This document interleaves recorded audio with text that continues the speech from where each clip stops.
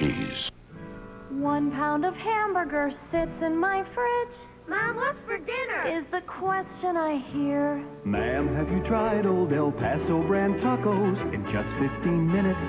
What's he doing here? Boredom is banished with the first bite. Thanks to the bright yellow Going box. on. The box is a kit. The kit is a hit. For dinner time fun, old El Paso's the one.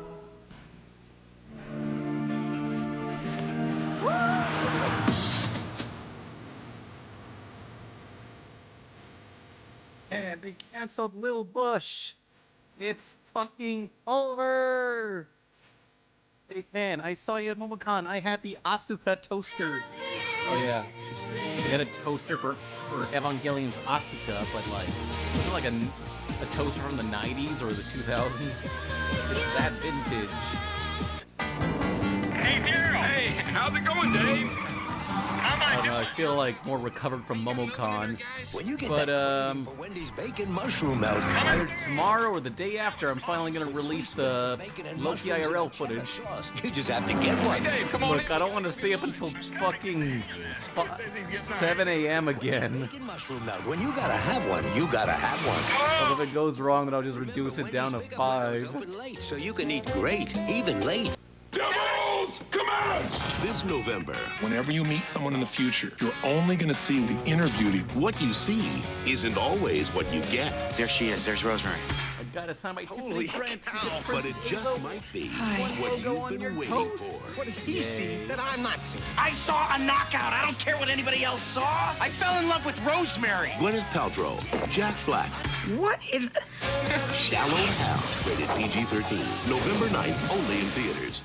Don't give me color that falls flat. Give me Feria by So I'm L'Oreal. just like, The multifaceted. maybe I'll reduce the price the next stream, but for now I'm like, I don't want to stay up Vibrant, super shimmering late color that today. you see. Give me Feria by L'Oreal I was Paris. finally recovering from all the from the freaking 11 hours of traveling and being sick. I had con flu. If you want the best here, it'll cost you. But the best pizza Having a bit of won't trouble cost hearing you? You can get the Rodeo Drive of pizza. let's see. A Pizza Hut pizza, just $8.99 every week this fall. Yeah. Right now, it's a big New Yorker pizza. It's Should I your just make money. the $8.99. Make it a audio lower for the what I'm watching? cents more. Beautiful. So feed your maid, chauffeur, and supermodel girlfriend for just $8.99. Can we eat in here? Doing any more crazy wild video game videos? Turn up pan. Oh right. Well, that's a very bad ghost. Get the hell out of here. Okay. Hopefully that's loud enough. A nightmare come true for fans of seriously. I don't know if this is loud enough for me or should I go more. The visual effects are breathtaking. From the producers of House on Haunted Hill. Okay, yeah. So as what I was saying, for now I don't want to stay up until like 6 a.m. today, so that's why it's increased. Watch Nostalgia Critic Cats and Dogs review, normal speed. Oh boy, Cats and Dogs, the movie.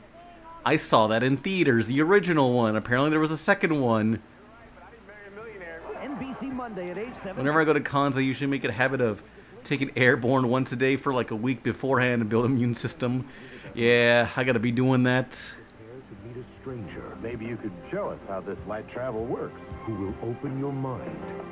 How could you know this and change the way you see the world? Okay, she says she doesn't like it when you sneak up on her. No way. Kevin Spacey. Uh-oh. Your produce alone has been worth the trip. K-Pax. Be prepared for anything. Rated PG-13. At theaters Friday, October 26th. Oh. No matter who you are, or what you're into,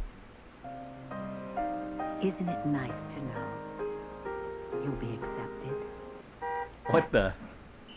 That's why the Redskins' biggest fans, the Hoggets, make sure to bring their Visa cards to the Forecast Boutique. Ken, have you seen The Back Rooms? Yes, I finally went to the theaters. I saw Back Rooms and the Digital Circus movie, and also, what was it? The He-Man movie. I gotta get AMC Plus. You get to McDonald's for a mouth-watering new taste like the Cajun bacon. Remind me. Spicy Cajun seasonings with a New Orleans kick. Or try the bacon and sausage bagel, loaded with hickory smoked bacon and savory sausage, each made just for you. Honey, do we have a trombone? No, I'll go buy one. Unexpected new tastes at your favorite. Oh yeah. Now on Hang on, let me bust out the audio from the Digital Circus. Well, this is not a spoiler, but this was like how people be acting during the film. Hey, Ross came as Where's the video? And get this, Sean Penn torn between twin sisters in one of the funniest episodes in an already great year. A full hour of Friends, NBC next Thursday. Where is that footage? Is this it? Yes. Hang on. Get this ass out of here. Yeah.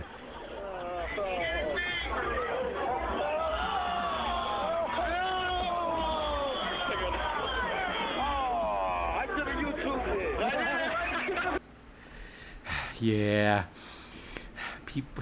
People be crazy.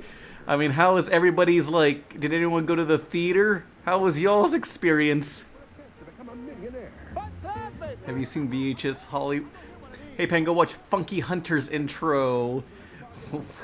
That sounds like a request, which we don't...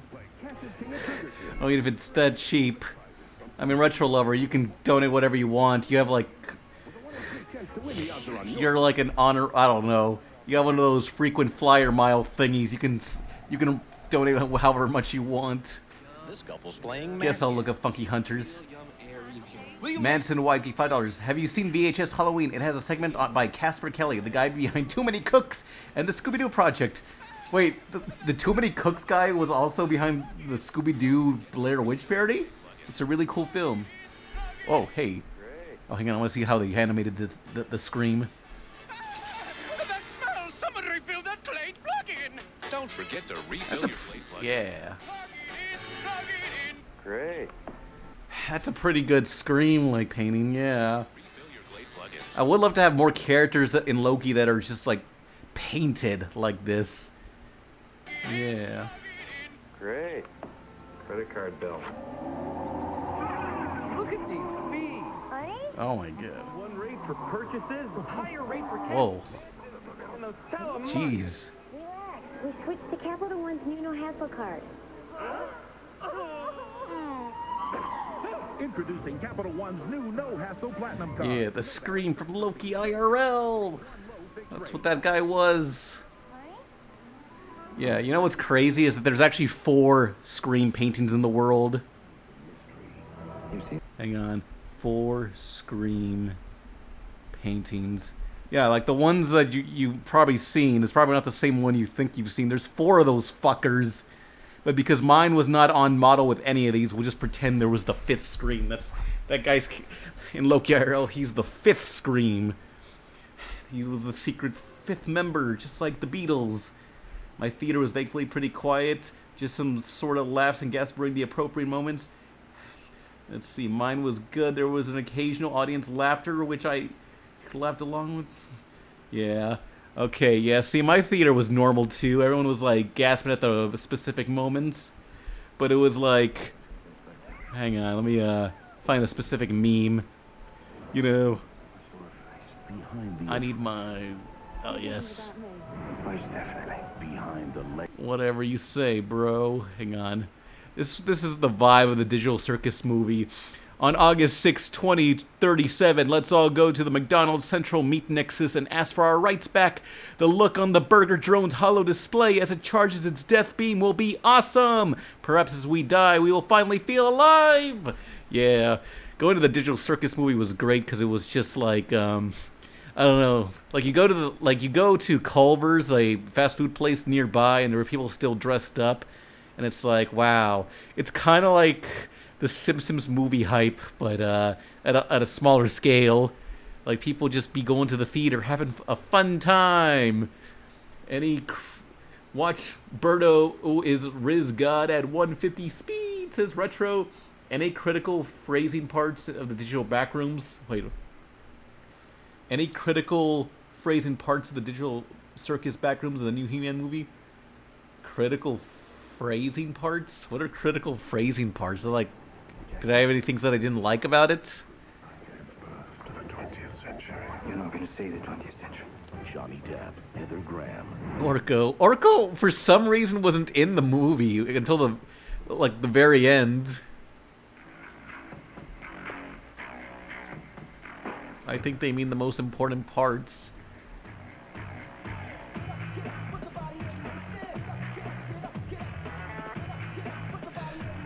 Put in Orko, you bitch. Phrasing my bit. So, any critical phrasing parts? Critical parts? Walt Disney Pictures presents Max Keeble on his first... Oh, hell yeah. Classic.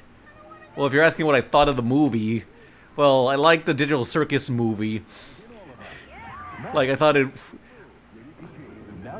Well, without spoilers,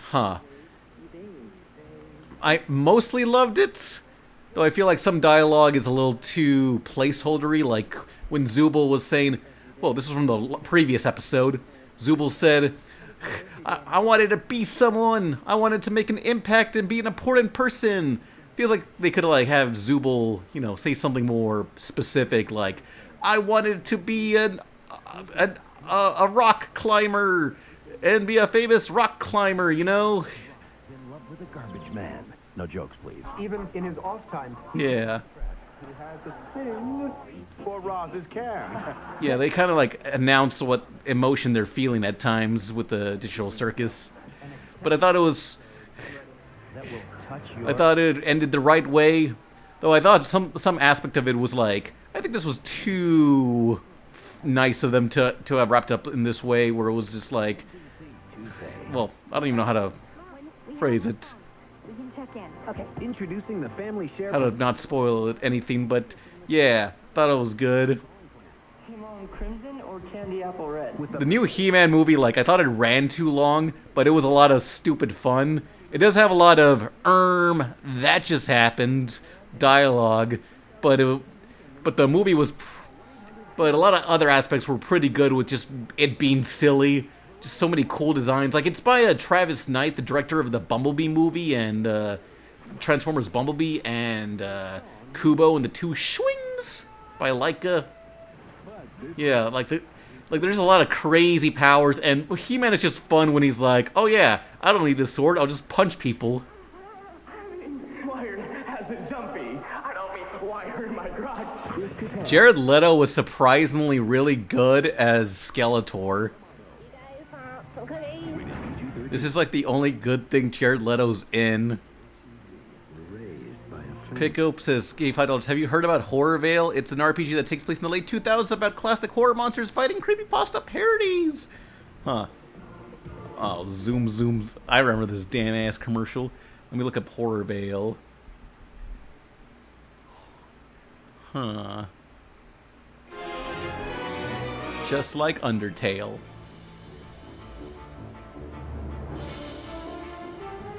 I love that Halloween-ass music.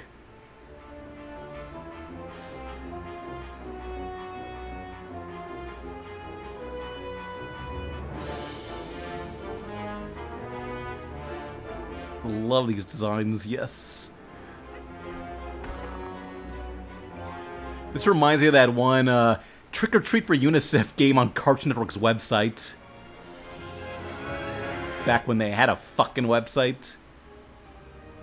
Befriend spooky characters! I don't have a request, I just love your vids and cartoon! Make yourself a sandwich with that money, me! Yay.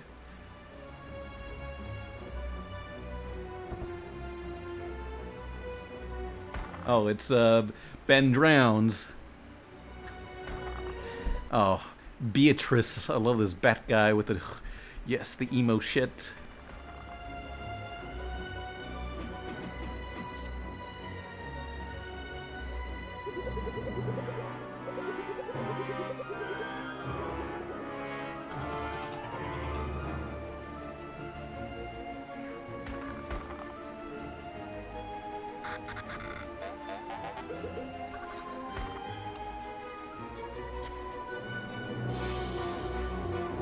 over 30 party members stood to befriend.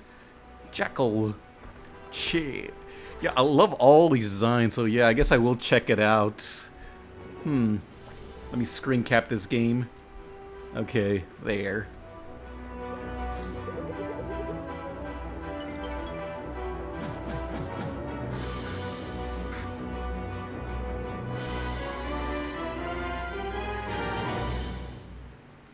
$2024. Yeah. All right. But speaking of RPGs, hang on. Berries and cream. Yeah. Recently, I was talking to like Kamikaze Short Bus, and they were like, "What? You haven't played Undertale?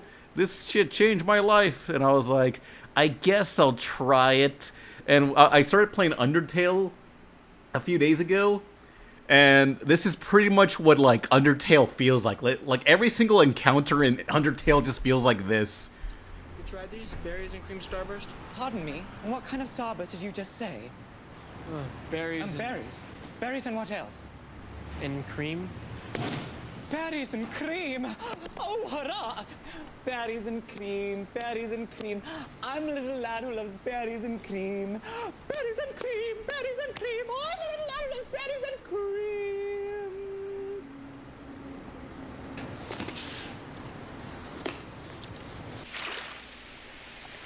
Yeah, like Undertale, like well, as a game, like I was really enjoying it. You know, well, so far I barely got past beating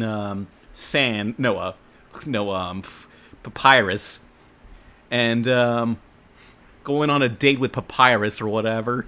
And I don't know, I'm enjoying the game. Like, it does a lot of creative things with its RPG mechanics and stuff. Yeah, it's basically a visual novel or something, or bullet hell. But it has a lot of fun ideas and just like funny gags that work within the medium. But a lot of the I like the humor, although sometimes it's a little too much, like that berries and cream thing where it's like everybody's just like, "Ooh, I'm zippity doo dog guy. Ooh, I'm zippity doo dog. I'm doing zippity doo dah things. Can you guess what I'm doing?" It's like that's how everything fucking feels. A lot of it feels in Undertale. Yeah, what route are you doing? I'm trying not to kill anybody. I actually killed like 2 people. I didn't mean to. Oops. I killed like one of the dog guards. Sorry. So as long as I don't, I assume as long as I don't kill too many people, it should be fine. I won't get like genocide route or whatever it is. Yeah. Didn't know.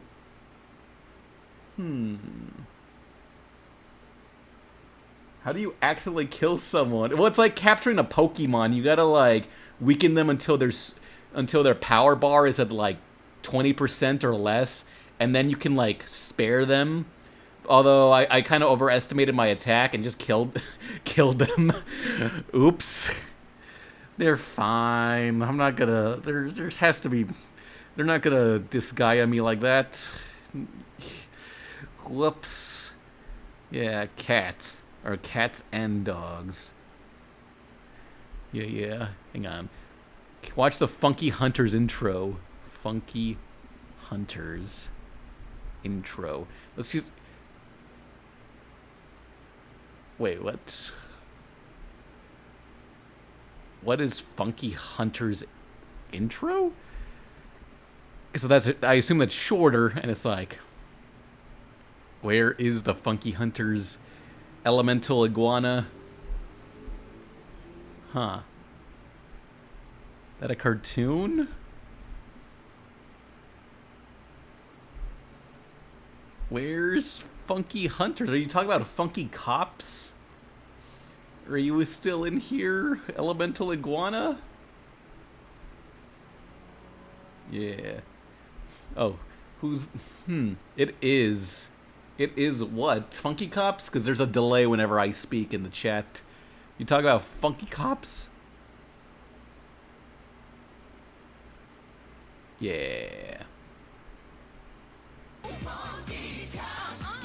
San Francisco. Doing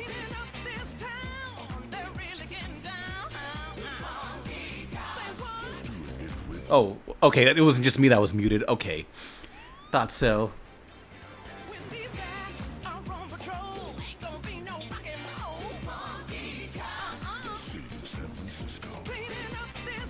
Yeah, finally a cartoon, a 2000 cartoon that appeals to kids that love the 70s. All three of them.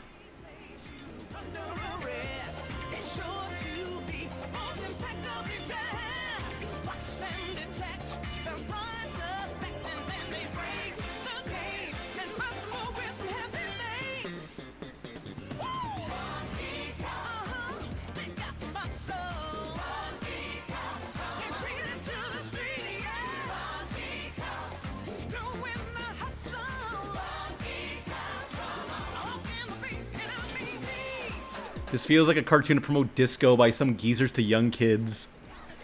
I don't know.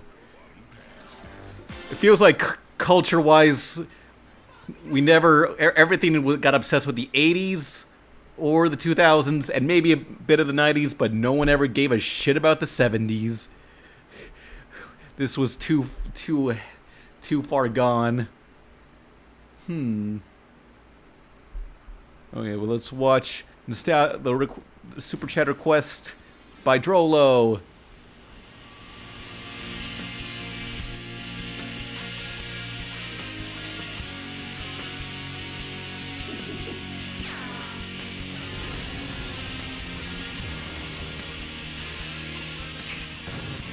The 70s only gave a shit about the 70s. There's not a lot of, like, 70s nostalgia pandering that I can think of. I don't know. The Game Vigilante 8? Black Dynamite? I was able to really enjoy Black Dynamite because I watched a lot of I Love the 70s as a kid. You like dog videos? You want to see a movie about them? Well, too bad. That's what we got. Eat it! Eat it!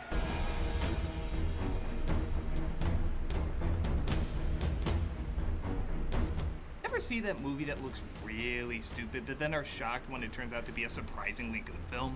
Well, this is one of those bad... A gray cat. It's Pepper.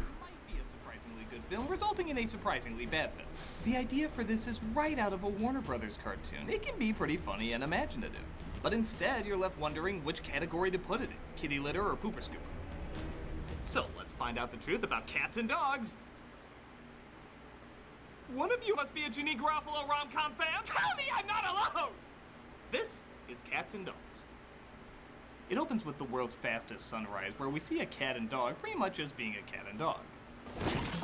Oh, they really did that to the dog. Production was fucked up. Till it turns into a really bad Doritos commercial. Fun fact, this was actually supposed to be a crossover between crappy CGI Garfield and crappy CGI Marmaduke. Until they realized, no.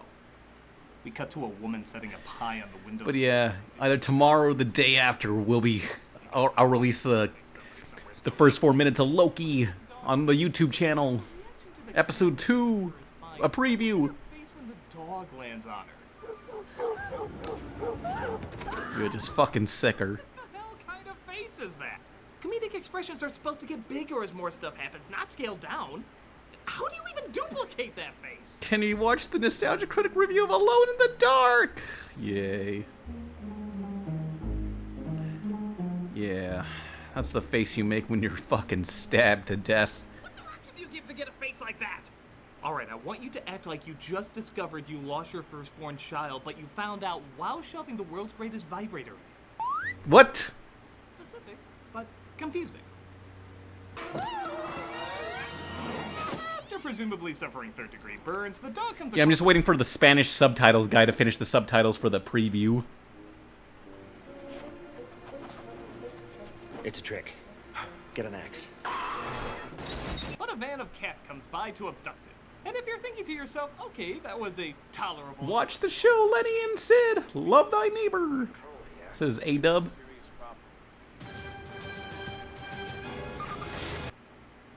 Shouldn't that be dog-napped? If you're kidnapped, you're not held hostage by a kid. Unless it's this kid, but I'm never taking that babysitting job again. We then cut to a farm where a new litter of puppies are waiting in a barn. Just guess which one of them is the dreamer. And when I say dreamer, I'm using the movie definition, meaning never happy wherever the hell you are. I want adventure. Not wait for Galador. some boring old house. Don't you want to do something exciting? Like Is that police dogs, Tobey Maguire? space dogs, or maybe sample the great bones of Europe. You know, as dogs, we're not so easily entertained. Why can't I? Watch Nostalgia Critic, Master of the Universe, Speed Force it. It's Tobey Maguire, by the way. Yes. The main character. And as much as I love to imagine Maguire in pain, I have to admit, it's not much fun watching a dog get seriously injured. I know its effects and everything, but how much fun is it really? Night Chef says, I was at a party once and my friend wanted people to leave, so I just put on Nostalgia Critic super loud and conveniently lost the remote. Oh, don't do that to my videos, no. Why is she dressed like that one Homestar Runner character? What is wrong with you? It's okay. It's funny because it has cartoon sound effects. I'm telling Mom and Dad that you're watching this. All right, kids, time to watch Cats and Dogs. It's rated PG, so we just have to tell you not to say the one swear word that they use in the movie. Yeah, Toby Fox hates Mexicans. I heard him say it himself. He put on his, like, Japanese gi, or whatever those are called, and, like, Japanese hat, whatever those are, and was like, I hate Mexicans, but he said it in a Japanese accent. He watched a bunch of, like, Looney Tunes, Tokyo Jokio, and all those classics, and learned Japanese from that. Supposed to assume they did with them. Fucked up, Toby. Taco Bell. No! No! Dogs is supposed to be adopted, but Lou is left behind and gets picked up instead. Not good. Yes, that one on the left looked particularly disappointed. It looks like he's distracted by something on the ground, but he's just so destroyed by what's going on right now, he can't even keep his head up. In fact, I would be surprised if every dog in this movie has that exact same reaction. Just constantly looking all over the place as if they're always distracted. But it's not. It's the pain of this one scene that's ripping everybody up inside. I know I read the script, it's in crayon. The irony is, as poorly as the animals are trained in this movie, some of the actors are trained even worse. Take this kid, for example. He's as invested as a wooden board who just found out he's a wooden board. Okay, how about loser? But what can you expect when you're the son of Jeff. Bloom? Oh, Capri Sun! What flavor is it? What can you expect when you're the son of Jeff Bloom? Strawberry, yes. I remember those packages. I'm your response. Jeff, we haven't started recording yet. And today I have a 12-mile walk in the morning. At 4 in the morning. Oh. Door, you'd swear he was trying to figure out how to blow up anyone who came towards Scrooge McDuck's money bin. I will pay you to skip this. Lewis, You could. a secret agent dog named Butch, played by Alec Baldwin. Yeah, humans can get a little emotional. You'll get used to it. I'd be casting having Alec Baldwin play a bitch. Oh, come on! Come on! Flag. During a review, too easy a joke. Replay last line. Do you know of the old robot combat shows, Robot Wars, BattleBots, Robotica? Oh yeah. Actually, like a few years ago, I think like 3 years ago, I happened to be in Vegas when they were filming a BattleBots thing. That was pretty enjoyable. Like there was one BattleBot that just like got fucking... I don't know, they were using lithium batteries or something in this BattleBot, and some fucking pickaxe just penetrated the battery, and that shit was just like... That shit just like started flaming on and smoking and smoking and smoking and just filled up the whole glass box. And like they used like 3 fire extinguishers to put it out, but it was not going out. That's Sam. He fast forwards the film. In fact, all of us seem to do that a little too much in this movie, but I have no excuse out of that. It's just sloppy. Request permission to pant heavily, sir. Granted. I hope that was just panting. Don't play that again. I don't need to think about him touching his kibble in bits. Alright, screw it. I'm just gonna close my eyes and think of more pleasant things. Ah, that's much better. The fuck? We need to combine the two! Actually, It's enough! Nostalgia Critic's not as bad as everyone says Trollo! disappointment. You promised me a professional. Yo, it's the new Star Fox game. No time, Butch. The puppy stays. End of discussion. Releasing June 27th. Awarded ass every once in a while. That'd be super.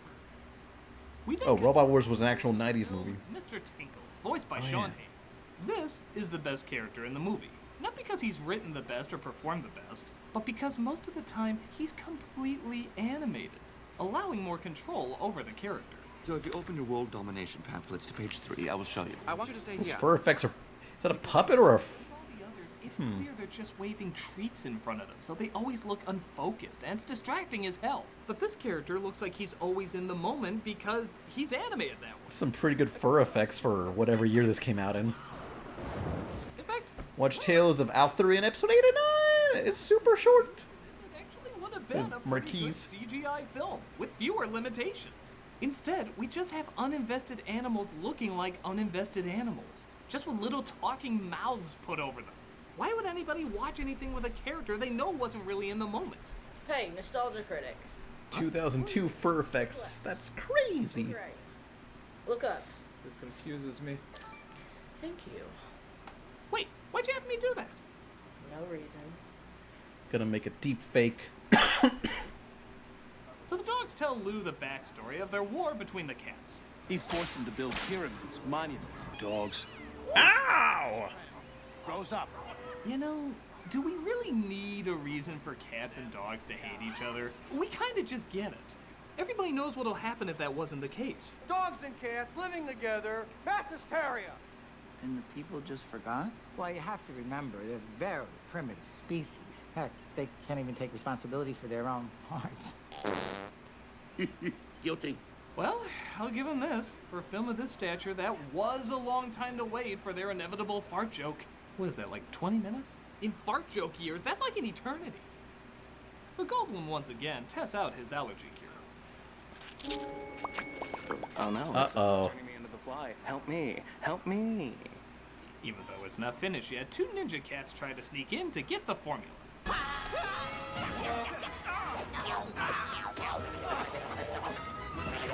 You know, I don't know if this movie understands when to use its cartoon sound effects, particularly the I.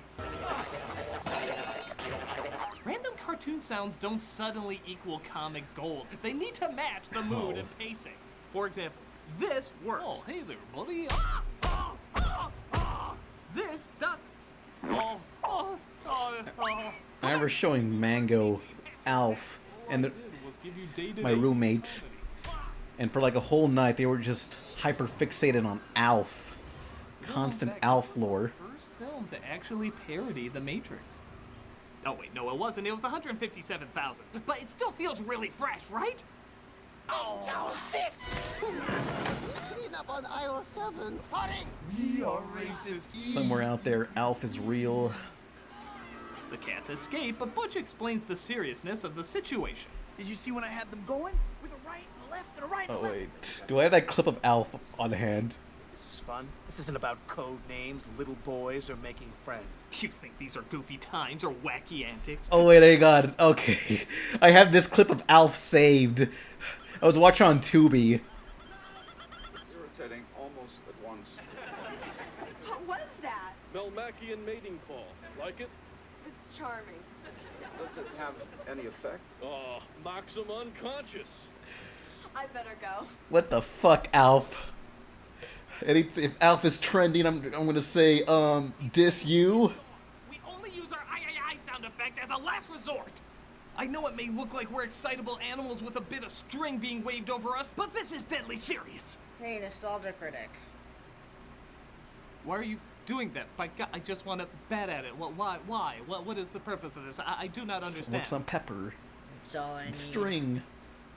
Look, $10 looks like you might get to sleep tonight. Good. Alf has a 24/7 Twitch channel. Somebody's watching Alf for 24 hours a day. Yeah, that reminds me, like... Want to see Nostalgia Critic videos a week early? Well, No. can on Vessel.com. What the fuck is Vessel? Oh yeah, so... I don't know, the TED show, you know, Seth MacFarlane's TED That show was great, but sadly it was so expensive because Ted has a pretty damn convincing CG effect that I think Paramount Plus was like, hey, we're not going to afford another season. Show's ending, but we're making a TV series. A cartoon series with Seth MacFarlane's character next. Well, not Seth MacFarlane. Mark Wahlberg's character, which I'm glad for more Ted, but I like the TV show cast. Come on, what they should have done was done an Alf. Get some puppets out. Alf could do it. Just dig a hole in the floor and make a puppet. He seems familiar with their undercover He's back in pog form, says Anas. I'm sorry, but I think you gotta leave. My orders are clear. I am not orders. My weird floating chicken alien legs question that. Ooh, tough guy. Ooh. Peacock. Stop with That's what channel it was. The almost perverted imagery in this film is almost making me uncomfortable. Okay. What the fuck? I don't like this R-rated cut for Secret Lives of Pets. Did you do that again? But it looks like the boy isn't getting enough time with his busy father. Because we're 40 minutes in, I guess we can start using that cliche. Yeah, he's building a bomb. Dog allergies my ass. You're gonna see his name at an ISIS auction very soon. And if you go to ISIS auctions, can you give me your name? I just want to make a few calls. But it's okay, because Lou keeps him company, and how the bitch do you get caught in a soccer net? No, seriously, that's not just stupid, that's baby-proof the stairs moronic. Oh, you see people like in cartoons get caught up in nets and they just can't move anywhere. And it's like they forget to draw the weights on the bottom of the nets. You can't just drop a net. I'm gonna say this nice just once. Stay away from the kid. Wow.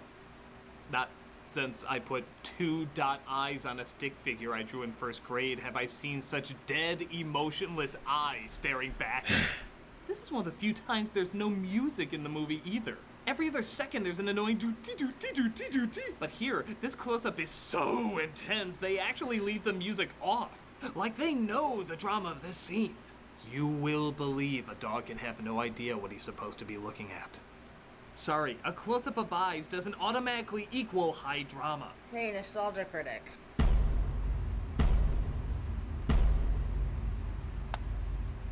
Thank you. Wait, what are you doing? That which you cannot comprehend. Oh. Wait a minute, you're trying to make that sound like something. That was nothing! Make America great again. Who are you?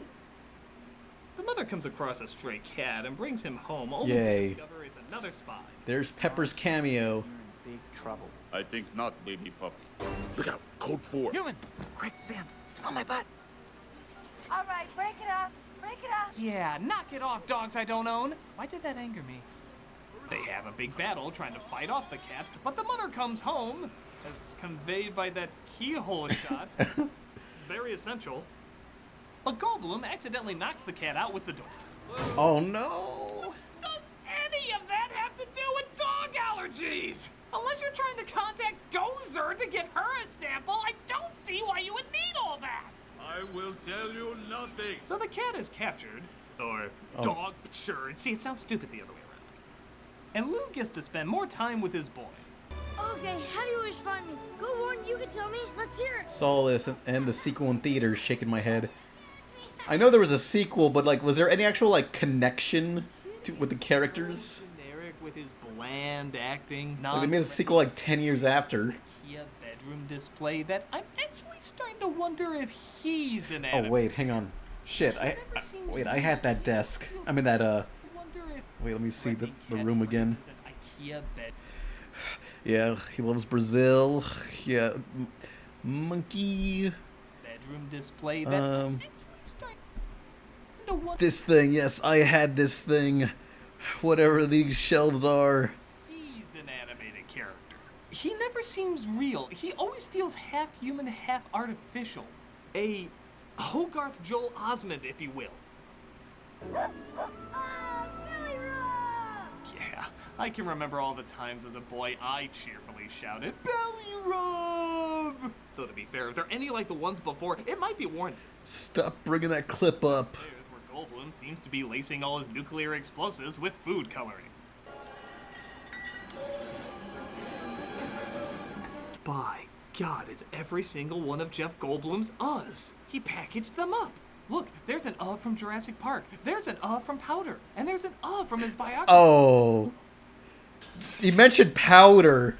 You guys know about the movie Powder? Powder movie. Okay, it's one of those movies about an Albanian kid, you know, ones with the white skin. But the child experiences everything that the mother experiences. The neighbors talk about him like he's some kind of a phantom. What's your name? Powder. It's one of those.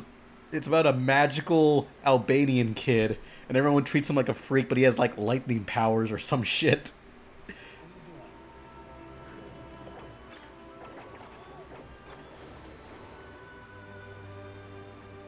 lays his hand on the beer while it's still shaking, and then he touches me at the same time. It's like I can feel that animal dying. Everything we know about science, about what happened in that classroom is impossible. Yeah, like people with albinism like have a stereotype that they're like magical or whatever. So this movie didn't help. Also, the director is the guy that directed Jeepers Creepers, who was a convicted pedophile. Like, he got charged, served time, and then this Disney movie, Disney hired him on to film this movie, despite being after his conviction. And Disney just said, we didn't know. There were no minors on set. Whoops. Yeah. No, the only Albanian that matters in media are the twins from The Matrix. Twins. Matrix. Yeah, hang on. I just want to see those guys again. Need to rip off these guys for later Loki stuff. We had enough of it. Stupid hand. Yeah. No, I just want to see the sword thing. Where's the best part of the movie? Stay with me. What about Neil?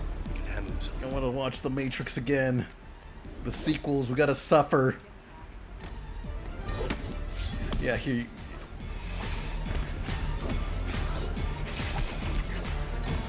There, I just wanted to see that again. Anyway. But Daddy's very angry when he discovers his work is destroyed. Francis Ford Coppola actually worked with the director despite knowing what he's done. Oh, man. But we get a dog. That's why it's under the Hollywood Pictures label. Yeah, Disney didn't want to deal with it. It's Hollywood Pictures' problem. Yeah, it's not looking too good for the critic. Look at the two of them. It's like a small chihuahua and a tiny miniature football-sized poodle yipping at each other. I'd say the critic's definitely the poodle. As it turns out, that somehow created the cure for dog allergies. Yay. Aha, I can finally partake in my dog sniffing fetish. No longer will this film be an unfunny recycling of David Letterman's stupid pet tricks.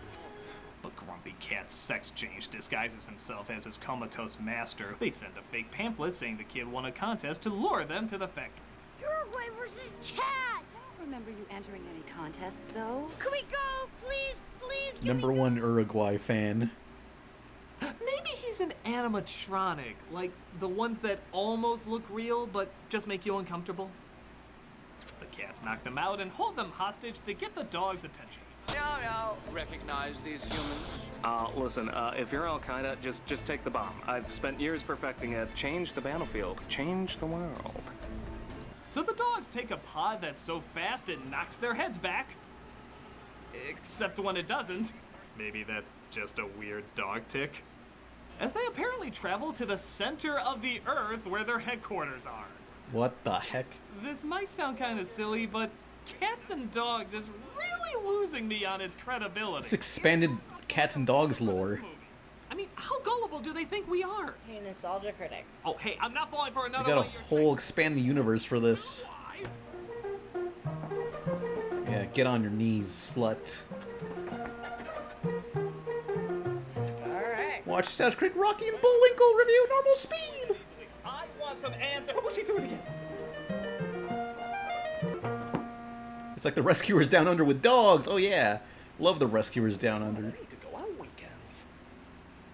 The World Council voted to sacrifice the Brody family. When the dogs decide not to save the family, wow, dogs are kind of dicks. We find out Yeah, fuck them families. We work for them, so when they go off to college, they can dump you with some old lady who can't throw a ball without so much as breaking her hip. Is that what happened to you? No, it's just a completely random thing I said. Of course it happened to me! Eventually, though, the two of them decide to take on the cats themselves as the family tries to stay calm. Now, don't be scared, Scotty. Everything's gonna be okay. I'm not scared. It's all right to be scared. Be natural. We'll be okay. Mom, really? I'm okay.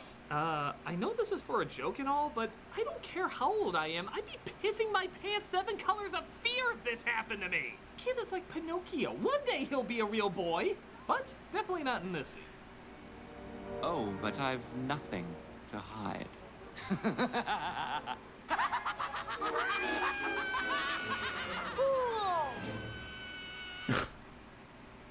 Maybe he's CG. You know, they're making wonderful advances in not making CG Tom Hanks look like a pedophile. What? Every human in the world will be allergic to dogs. The cats, it looks like, have devised a reversal formula that can make everybody allergic to dogs. Yeah, it takes years to create. I'm sure it just takes seconds to reverse. And they plan to give it to mice to spread all over the world. Mice! Son of my mom. That sucked. No. No, it's genius. I love it. It fucking sucks ass. You were right not to laugh at that part. Let's bring out the more appropriate song.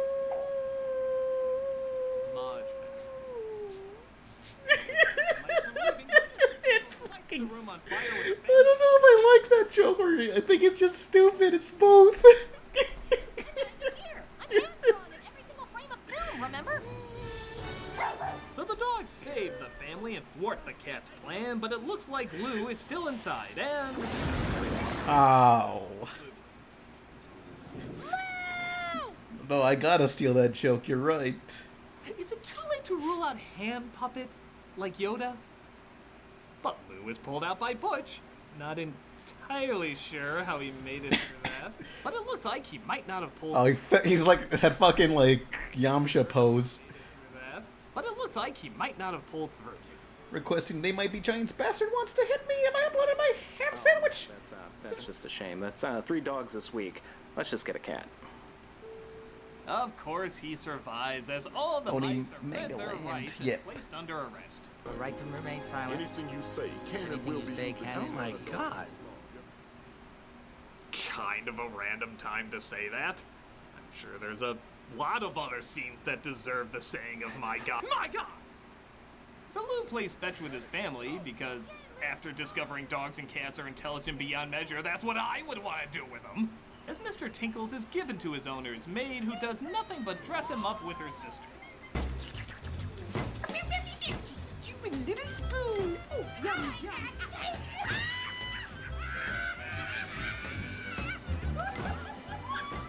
If you feel like you're going totally insane right now, don't worry. The film's actually been doing that to you for a while. You're just only now noticing it. In fact, the credits are rolling right now, but because this movie has driven you so bonkers, this is all you can see.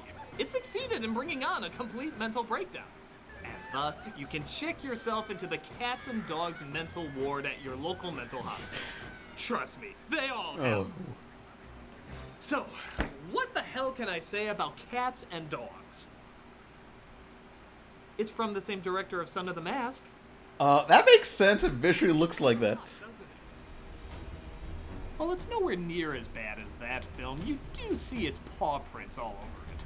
The awkward comedy mixed with confused direction combined with pointless sounds and inconsistent effects. It's not a good flick, which is a shame because it is kind of a funny idea with funny possibilities. But as cat or dog vomit goes, this isn't one I'm looking forward to cleaning up anytime soon. So, thank you all for watching, and tune in next time when I take a look at Deadpool, a Nostalgia Critic negative review. I really hate this movie. It makes me want to shake my head in anger. So run away from it as fast as you can. I just want to swat at every person who likes Deadpool.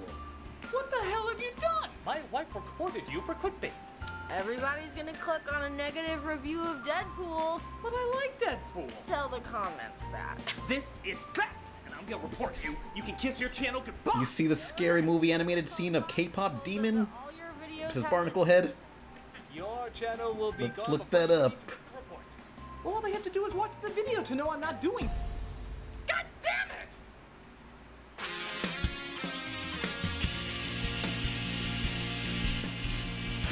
Oh yeah, I didn't see this new scary movie yet. Mainly because I'm like, I need people to see that with.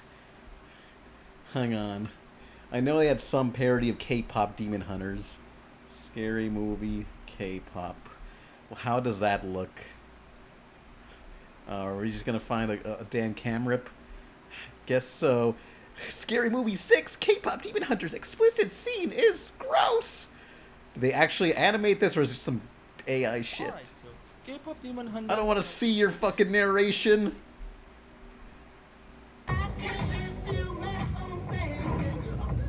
They smoke weed, of course. Can't even see it there. Oh, they censored something.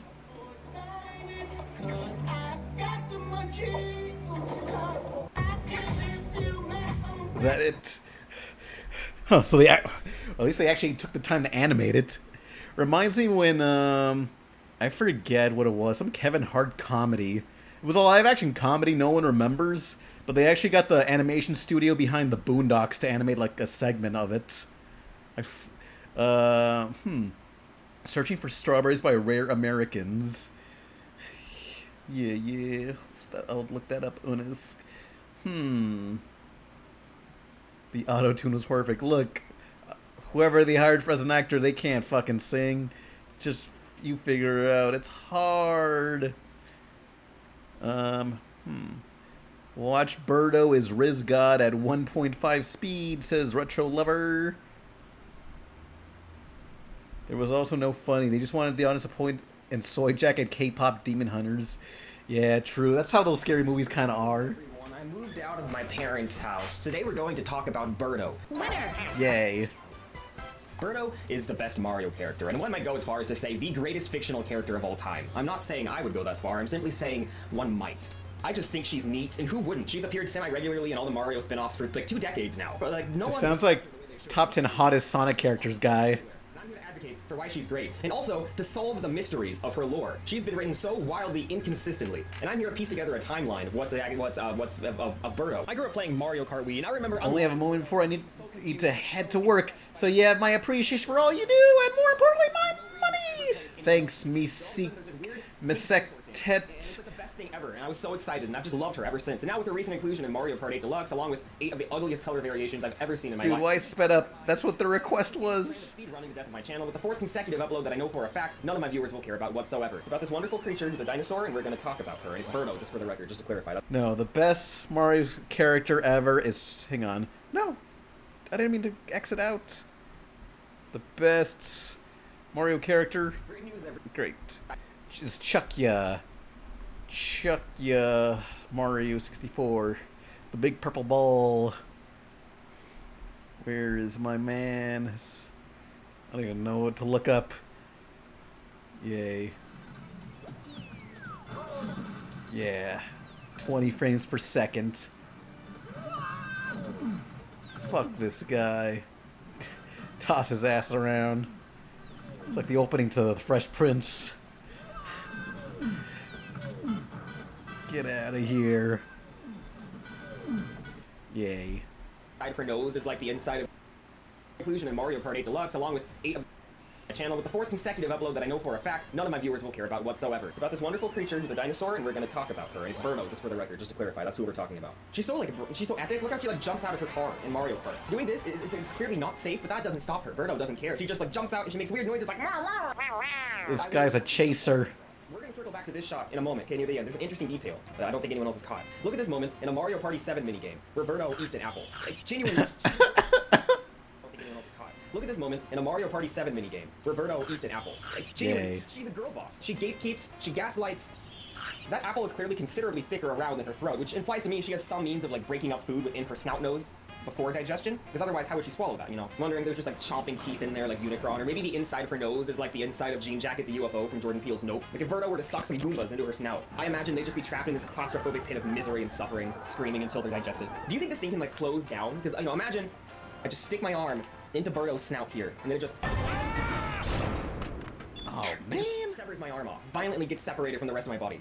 Could she do that? Do you think that's something she's capable of doing with, like, how much muscle control is in that thing? That's something Matt Pat should cover. Like, he makes like 9 videos a week. He has time to do this. I want you to think about something. Yoshi, he can fit some pretty big things inside of his mouth. He just goes like, oh, and or whatever he does. He's like Koopas and Goombas and whatever those things are into his mouth. Now let's do some math here, and we'll just kind of compare the size of Yoshi's mouth. It doesn't seem too big to Birdo's whole thing, to like the size of things that can fit inside Yoshi. Then think about, like, comparatively, how big of things could fit inside Birdo's mouth. I think, in theory, she could just completely suck Yoshi into her mouth. She could consume him whole. He would completely disappear, and no one would know. She could replace him with another member of his species. It'd be really sad. Maybe that's already happened for all we know. But would she do that? Would that be in character for her? Let's talk about it, because we don't know much about her personality. What's funny is to me that when I was a kid, I called her he. When I was just a young lad, I tended to personify objects. And I would just give them a gendered name. Because I was a little boy, I tended to just call things he. That pencil, he. That desk, he. Birdo, he. For some reason, the pink color scheme and the red bow on top did nothing to indicate to me that this might be a female-coded character. I just saw a simple, silly creature that was ripe for gendering, like a wet block of clay. And so I decided that Birdo was a he. And so for years, for the majority of my childhood, I just said he. Birdo's a he. But it turns out Birdo's gender is actually very, very ambiguous. Birdo debuted in 1988's Super Mario Bros. 2. It turns out this was just a reskin of an unrelated Japanese game called Doki Doki Panic. They just turned this other game into a Mario sequel, and they dumped it off to Western audiences and pretended that it was a sequel to Super Mario Bros. Which was No one's gonna know. I actually had this one on the Wii's Virtual Console, so I played this one pretty regularly as a kid, though of course I did not like it anywhere near as much as Mario Bros. 1, and of course Mario Bros. 3, which was the best. That one was rad as hell. But of course, anyways, back to number 2, you could play as Toad and Princess Peach and stuff, and most of the gameplay revolved around picking things up out of the ground and throwing them. Like, you could pick up turnips and throw them at the Shy Guys. And then, at the end of like World 1 or Level 1 or something, the boss is Birdo, who's spitting eggs out of her nose, and then you have to pick up those eggs and throw them back at her. She's so bold and courageous. She's just weaponizing her potential children here. Like, normally, mother creatures, they would sit on their eggs and... No. You know what this reminds me of? I gotta find the video. Sadly, I think the video's gone, but do you remember the Hit or Miss girl? Hit or Miss. There's this this iconic video.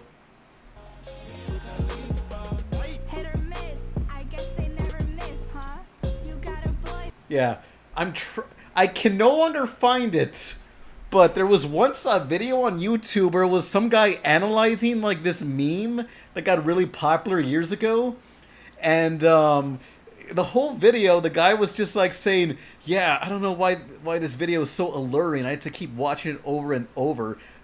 Like, the way she moves is so amazing. Like, he went on for like 10 minutes talking about how much he liked this chick's meme video, and I had it. I remember finding it, and now it's just gone.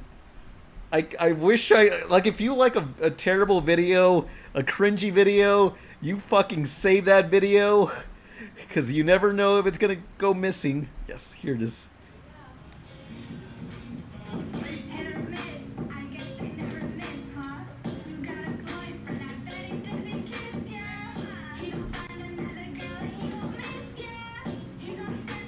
Bro, why? Bro, why? Hit or miss analysis. I swear it got taken down, or the guy got so much shame.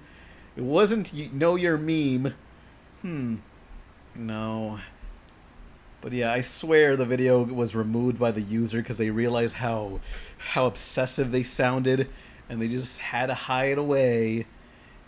It's not gonna work out, buddy. She ain't gonna reply to you. I think Mango, my friend, my roommate Mango, personally knew the Hit or Miss girl. Incubate them until they grow and they evolve into living creatures. Birdo simply doesn't care. She views her eggs not as offspring but as weapons, and we love that for her. Apparently Birdo shows up later in the game with other color variations, but I never got that far because I was not very skilled as a child. But I do remember I was really excited to see Birdo in a Mario game. I was like, that's Birdo, I think it's Birdo, I think it's... I was pretty sure that this thing was Birdo, so I found that really surprising to see her in a game because I'd grown up with the new Super Mario Bros., which had a noticeable lack of Birdo. More to the point of Birdo's gender, what's interesting is that the game manual says, and I quote, he thinks he is a girl and he spits eggs from his mouth. He'd rather be called Birdetta. So I think we can ignore the less than sensitive way that was Well, phrased. why aren't we calling her Birdetta then? Birdo is trans. And that means Nintendo and everyone else on the entire planet has been dead naming poor Birdetta for 35 years here. And that really makes sense when you think about it, because in Spanish and a lot of other languages, male gendered words end with O and female gendered words end with A. Birdo would be a traditionally male name. Birda or Birdetta would be the traditional female equivalent. I took high school Spanish. But I'm gonna keep calling her Birdo, and here's why, because look how happy she is, just all the time. She shows up and she's having the time of her life. She has no complaints about life. I feel like if she were being dead named, she would just be kind of sad, you know? So that's my evidence for why she's okay with being called Birdo, because otherwise I think she'd be upset. And then also, Whatever helps you sleep at night, buddy. it still says they're a boy who thinks they're a girl, translated in Japanese, of course. But we learned that their name is Catherine, and they like being called Kathy for short. So he was a boy named Catherine who transitioned into a girl named Kathy. I believe is the conclusion we can draw from that. Again, it doesn't quite track, but let's keep following the history of this character and going through the years. The Birdo species appears in a few episodes of the Super Mario Super Show. Oh, what the fuck? Choking her out. Ow! Killed her own child for that hit. First episode of the show is about this Birdo who mistakes Toad for her child. Then at the end they find the actual child, and it looks a lot like the Birdo we know, but it can't be the same one because it doesn't have a bow on top. This continues the adorable Mario trend of characters being named after their species for some reason. Yoshi is a Yoshi, Toad is a Toad, Birdo is a Birdo, but it's not like every member of the species is named after the species, it's just these specific characters. That'd be like if Mario was named Human. It's so cute, it makes so little sense, and that's what the Mario universe is to me. It's just adorable, and nothing matters, and let's just have fun. Mamma Mia, the Super Show got a tie-in album, and Mario seems to imply that he eats Birdos. This next song is for Birdo lovers everywhere. Me, I like my Birdos well done with pasta. What the fuck? So that is an essential part of the Birdo lore that we need to keep in mind. Birdo is edible. Birdo is consumed by... I wanna... Hang on, I need to hear this song. I didn't know that Mario Show had a soundtrack. Mario Show Birdo song. Where do I don't even know where the fuck to look up. Mario Show soundtrack? Yeah, fucking no. Oh wait, did someone like leak the actual audio versions of this show? So look, play you bitch. I always wanted the original soundtrack, yeah. Recreated. Okay, someone went through the painstaking way of recreating the songs from this show.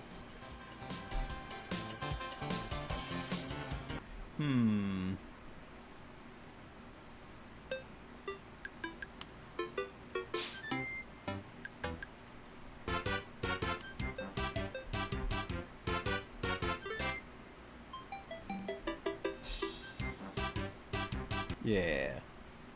By humans. I would love to just play that audio clip to Yoshi in the modern era and just get Yoshi's thoughts on it. Because, like, I'll just say it. If Birdo's edible, Yoshi probably is too. There's a video years ago posted by Brenofoss where there was a stage play about a guy who was obsessed with Grand Theft Auto 3 and wants a girlfriend to play with him. Oh man, that's a mood. 1996's Super Mario RPG, Legend of the Seven Stars. She's just a little boss in one level. She's modeled to look a bit more like Yoshi. And I feel like this is what allowed Birdo to put her foot in the door and keep her from being forgotten and lost to time, like all those other random obscure enemies from the 80s that we don't see anymore. So then we reach the 2000s, and Nintendo needs to fill out the I need to know the show in the thumbnail. Oh, I used a character. It was from He-Man, where I took the thumbnail from. And now she's inexplicably a good guy, and she's in love with Yoshi. She really comes. It's from a PSA about, hey, environmental safety. Number 7, she shows up in Mario Kart, starting with Double Dash, partnered with Yoshi. From this point on, Birdo's showing up semi-regularly in all the spin-off titles. I would say she's a playable character in at least 50% of entries. I think she skipped over on a lot of the handheld entries, which have smaller rosters, but on the console entries, she's usually there and playable. But what specific episode? I don't know. Hang on, let me look up the He-Man PSAs. He-Man PSA. He's just a guy that shows up for like 2 seconds. Life lesson Orama. I need to learn my damn lesson.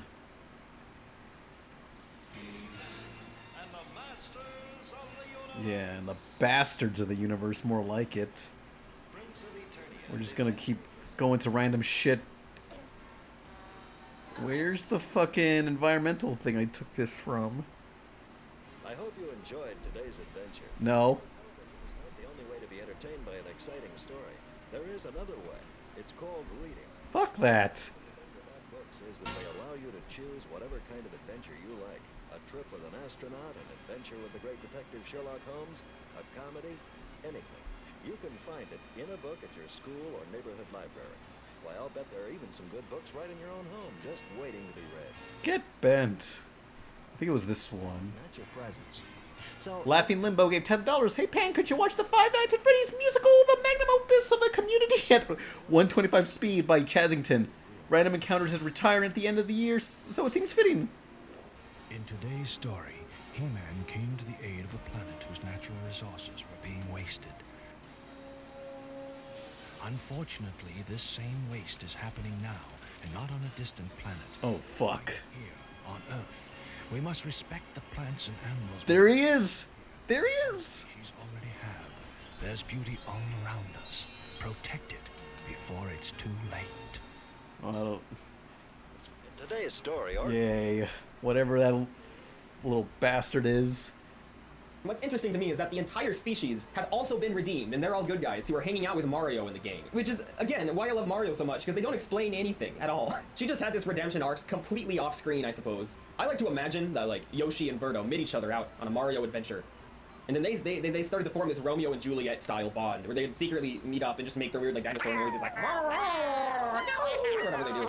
And then eventually Birdo is so in love with Yoshi that she goes to the good side. And apparently she must have some sort of authority over her species, maybe she's royalty or something, and then she brings all of them with her as well. That's what I think is a thing.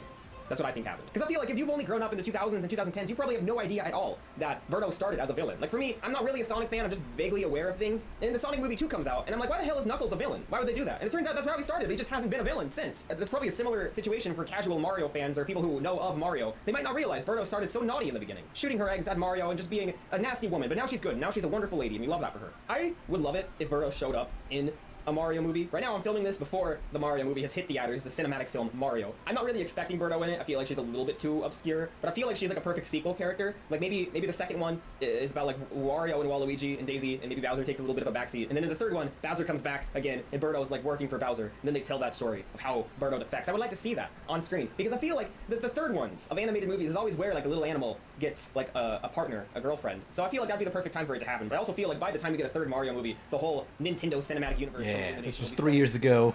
And rushed out, and there'll be like multiple movies per year that they won't even be good or thoughtful anymore. The way this first one seems that it will be. But whatever, I'm not gonna complain if we see Birdo on screen. Birdo's cool, and she's like a dinosaur, and she makes noises, and we love her.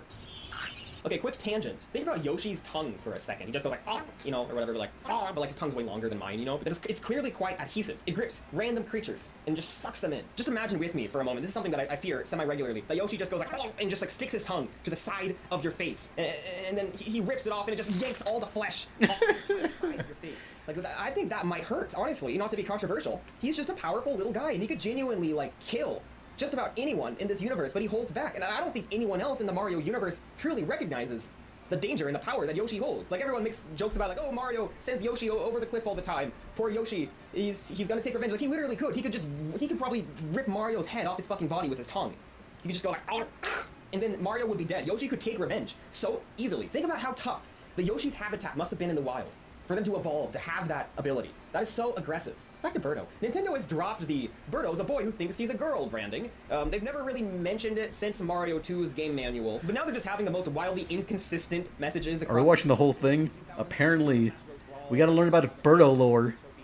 Gender indeterminate, it says. And I'm just paraphrasing the wiki at this point, because I don't know what any of this stuff is, because I was born in 2001. And they always appreciate independent fan-run wikis that haven't been swept up into the giant fandom conglomerate. This is a really well-organized, well-handled website, so shout out to the team behind this. I guess there's this Japanese exclusive thing called a Stellaview. No, a Satellaview. And Birdo is, quote, shown as an okama, a Japanese term that usually refers to a masculine man that dresses as a woman. The new He-Man movie also ends with a PSA. Oh yeah, I know.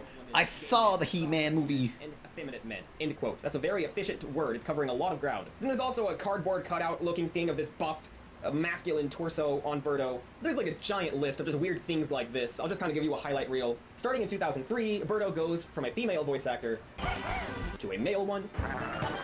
feel like this is why, as a kid, I may have registered Birdo as male, because these are male noises coming out of her little newt snoot or whatever the hell that is. The Japanese version of the Mario Kart Double Dash website said, Birdo appears to be Yoshi's girlfriend, but is actually his boyfriend, which could either be read as very confused transphobia, or could indicate that Birdo is a femboy, whom one might mistake as a transgender woman when that is not the case. Super Mario Striker's Spanish manual says, Birdo is your man, well, or woman, and apparently... Hang on, that's a nice ass. Okay, you know what? They did pretty good with that damn Birdo pose right there. Yeah. No, I want to. Yeah. And apparently in Super Mario Sticker Star, Birdo has a serenade in which he sings Heart of a Woman, Heart of a Man, both can know love's grace. So there was no consistency anywhere back then, and I just skimmed across a few examples of this. Birdo's gender was just ambiguously, who knows. It seems in recent years Nintendo has stayed long enough. Content on calling her... We're going 1.5 speed. In Mario Kart 8, we see that Birdo is a woman of racing in size. Yay. Royal Raceway. And in Sunshine Airport, she's referred to as Miss Birdo over the intercoms. Paging Galaxy Airlines, flight 2218, passenger Ms. Birdo. Please proceed to the information counter on floor 2. So Birdo is simultaneously her first name, her last name, her species name, and just like Mario. Still, she's referred to as he in stuff like the British localization of the game manual for Super Mario Aces. But the general consensus seems to be that Birdo is a transgender woman dinosaur. There's a Japanese commercial for Super Mario Bros. 2 shows off Birdo's Japanese voice. Can we watch that, please? Fine, it's on topic. Let's do that. Mario Brothers 2 commercial. Mario Bros. 2 commercial. Oh, yeah. Maybe this one.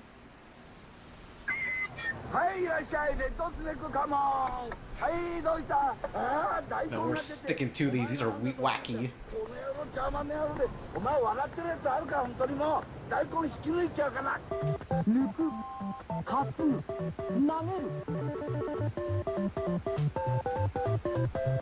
get my thing is heating up. Oh no. My damn fan sucks ass. Whoa. Super Mario USA で敵キャラを演じてるの。おっと。アメリカでは売れっ子だったのよ。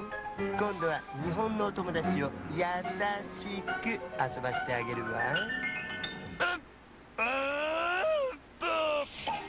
アメリカ帰りのファミコンソフトスーパーマリオ USA。できちゃった。 Damn. How popular is she in the drag queen community? Blasting through worlds where no one has ever been. He's taking on enemies no one else dares. This time Mario pops up power. Mario? Bigger and badder than ever before. You've never seen creatures like these. You've never had an adventure like this. It's everything you've dreamed of and worlds more. It's Super Mario 2, only from Nintendo. Now you're playing with power. Super Mario. No. Before we go back to the video, there's one commercial I always like seeing from this era. Mario RPG commercial. Yeah. RPG Super Mario RPG role-playing game. Auto-dubbed. Get this shit out of there. I don't want your auto-dub.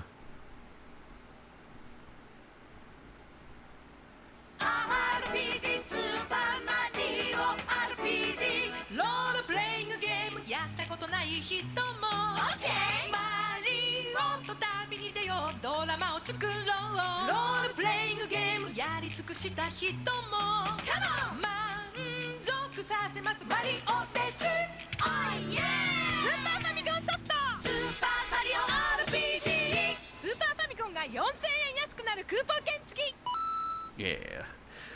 Anyway, let's listen to this guy keep on blabbing.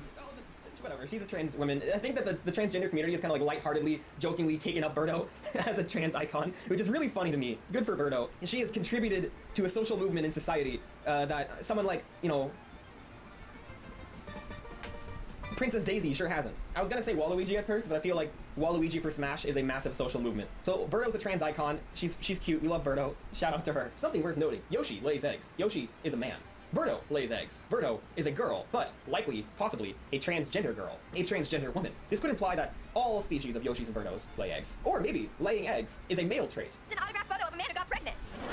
I remember, as a child, I was watching that episode of iCarly, and my everything-phobic mother walked in, and she was like, Men cannot get pregnant. And it's like, joke's on you, Irene. Ricard from Survivor Season 41, his husband was pregnant, and now he has 3 beautiful children.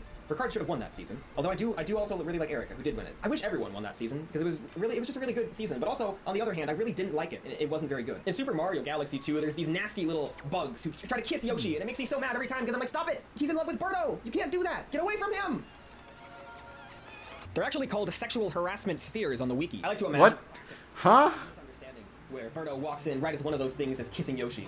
And then that causes terrible problems with their marriage that they just can't work out. And I did decide in my head, by the way, that they are married. Because look at Birdo's little fingy here. There's a ring on it. And Birdo, you see, only has 4 fingies. So if you choose to believe that it's this one, which she doesn't have, then that would mean that the wedding ring is this. That would mean that's her wedding ring. But notice how Yoshi then doesn't have a wedding ring on his fingy.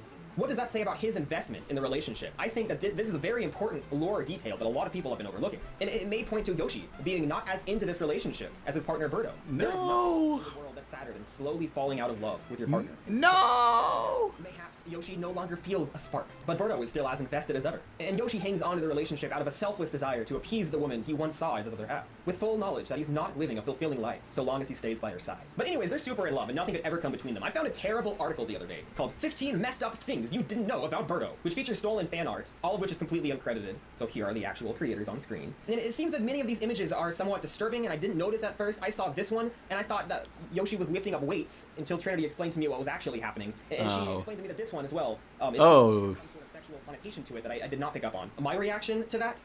No, bibbidi bop kazow. Birdo is precious, and she cannot and she should not be sexualized. She doesn't have sex. She's a dinosaur. This is grossly unacceptable and inappropriate to me. But anyways, back to this article. Number 3 is literally just Birdo and Yoshi are a thing. And it's like, no shit, they should not be that high up on the list. Everyone knows that. Everyone knows that Birdo and Yoshi are a thing. That's the one thing anyone knows about Birdo. I'm willing to bet that if you flagged down West Virginia Senator Joe Manchin and asked him if he knows that Yoshi and Birdo are a thing, he would. He would. But once again, that was not the main thing that caught my attention here. Look at this artwork. There's oh no. disturbing amount to unpack from this imagery, I would say. But look how long Yoshi's arms are. They're like longer than he is. Player 1 poster where the Player 1's leg is just like really, really long, and apparently no one noticed that whatsoever.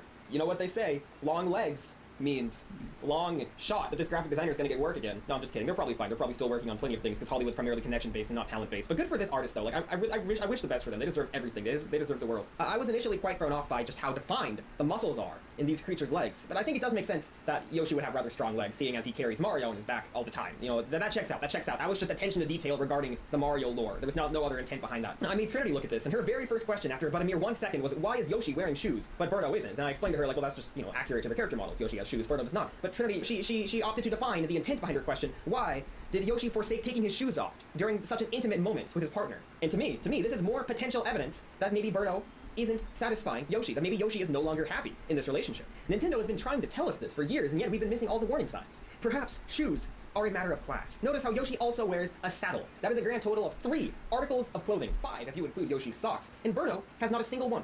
Birdo, it seems, cannot afford clothing. As a die-hard fan of Birdo, I find myself quite worried about her financial situation and the turbulent economy of the Mushroom Kingdom. She walks around all of these parties and sports games. Look at this in Mario Kart. She is driving completely barefoot. I told you this detail would be important later. There's these uncomfortable plastic grooves on the brake that would be pressing into your foot if you were to do that. You know, honestly, it's not as uncomfortable as I thought, but it's still not, you know, ideal, you know? I refuse to believe that anyone would make an intentional, conscious choice to drive barefoot, especially Birdo, who has been shown to have nothing but intelligence and good decision-making. The only reason I can think of to justify this is that Birdo just cannot afford shoes. She doesn't have money. She's a dinosaur. Look at all these other racers and their properly clad feet. None of them are willing to help Birdo out. Princess Peach is royalty. She has a guard. Enough focusing on the feet, buddy.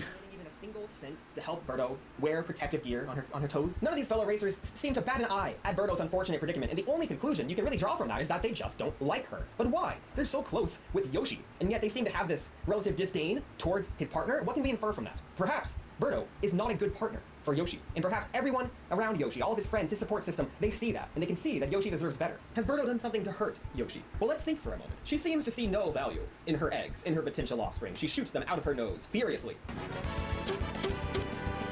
She shoots them, she throws them, and in Mario Kart Double Dash, we see Yoshi doing the same. How does he feel about this? Is he doing this on his own accord? Is it possible that Birdo pressured him into this? Into discarding his potential children in pursuit of a victory? I believe that Yoshi spent many years telling Birdo he was ready to settle down as a family, but she was hesitant to take on that commitment. But then, one night, she said to him, Yoshi, I'm ready to be a mother to your children. And during perhaps the best and most intimate night of their lives, Yoshi and Birdo produced hundreds of billions of eggs. Their children. They were so excited, but then came Mario Kart Double Dash. And Birdo's desire to win took over her mind. I don't think it's outside the realm of possibility that Birdo threatened to leave Yoshi unless he weaponized his eggs in this race. And egg after egg was thrown at opponents. Each time an egg shattered, Yoshi's heart shattered a little bit as well. Because remember, Birdo used to be evil. She used to work for King Koopa himself. Perhaps for this reason, she cannot truly grasp the value of a human life, or instead of human, just whatever their kids are. As a physician, I might offer my unsolicited input and suggest that them reproducing would be inadvisable, given that they are different species. But more to the point, on the final race of the Double Dash, they had one egg left, which Yoshi held onto in his arms as desperately as he could. And Birdo said, Yoshi, we have to throw this egg. And Yoshi said, Birdo, we are already mathematically guaranteed to win the Double Dash. We mustn't do this. And Birdo says to Yoshi, I sincerely apologize, but we must come in first. We must get all 40 available points. And thus, it is paramount that Petey Piranha and Diddy Kong get our final egg thrown at them. And so reluctantly, Yoshi lets go of his final hope of a future. They've won the Double Dash, but at what cost? As Yoshi cheers and waves to the crowd, behind his smile is nothing but pain, for he knows he will never be happy again. And Birdo is the reason why. He was ready to be a father, to settle down with this woman and raise a family. But she saw no value in that idea, and haphazardly had thousands of offensive abortions. What the fuck did I walk into, says Blue Slugger? What does it look like? This really truly implies to me that Double Dash in 2004 was the breaking point of their relationship, or shortly thereafter. Yoshi's friends and family gathered around him after seeing his heartbreak following that race, and they finally gave him the strength and the courage to end the relationship that he found himself trapped in for so long. And I believe that here, Yoshi finally stood up for himself and filed for a divorce from Birdo. Birdo keeps wearing the wedding ring as a means of taunting Yoshi during the Mushroom Kingdom's semi-annual races. Race wars, if you will. Notice how, when he races Birdo in Mario Kart 8 single player, Yoshi is naturally the CPU who stands as her opponent. Do you think that's because they're bitter rivals? Bitter ex-lovers? Birdo convinced Yoshi to destroy his children, and he left her, breaking her heart on a fundamental level. Yoshi and Birdo have broken each other. They've damaged each other's hearts and souls beyond repair. You might think that this is a big mental leap, but I implore you to look at the evidence once again. Yoshi has shoes, and Birdo doesn't. They've spent the time since their separation heartbroken and lethargic, longing for the happiness they once brought each other. It's a dangerous situation because even though they plunged one another into this horrible cycle of heartbreak and anger and toxicity every second they were together, all they remember are the pleasant memories they once shared. They forget about the pain because they've blocked it out, and they're very tempted to come back together. They know deep down they shouldn't, but they find themselves in this vicious cycle of returning to each other's embrace and feeling nothing but pain. Birdo and Yoshi have spent the last 20 years in an on-again, off-again, toxic relationship. But hey, that's just a theory. A game theory. Thanks for watching. Anyways, thanks for watching. Those are all the reasons that I love Birdo. Tune in next week for a 90-minute analysis of the Gooper Blooper from Mario Sunshine. Rip their fucking arms off, that blooper. What else does this person make? Oh, wait, hang on. Wait, what? Oh, wait, they're the ones that... Oh, hey, they're the ones that made Para Not Normal, the pilot. Oh, yeah, it's this guy. Yeah, that was a good pilot. Yeah. I forgot. Classic. Oh, man, hang on. Don't always die from tobacco. Hang on, I was talking to a friend about 2008 commercials. You don't always die from tobacco. Sometimes you just lose a lung. Oh, you don't always die from tobacco. Sometimes they just snip out your tongue. And you won't sing worth a heck with a big hole in your neck. Plus you don't always die from tobacco. Yeah, I don't know. I was talking to someone, and it's like, hey, you remember this stuff? This is a classic. Is there a Night Court version? Don't always die from tobacco. Hang on. Where's the punk version? Watch Pepperan episode Sell Out and Flaw in Order. Yeah, we shall. Hang on. Oh, yeah, thrash metal.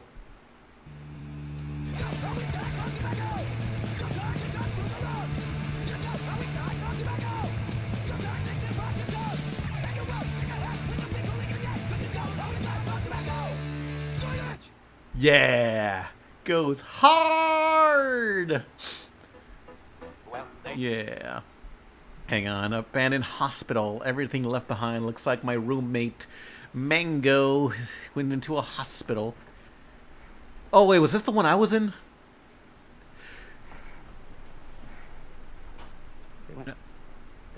We broke it into multiple hospitals, and they always had, like, the beep through the whole thing.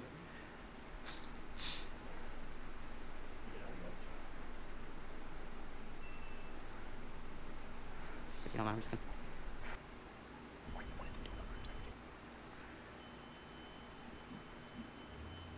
You gotta put in 1.5 lens so I can tell what's going on. What is this, a GoPro?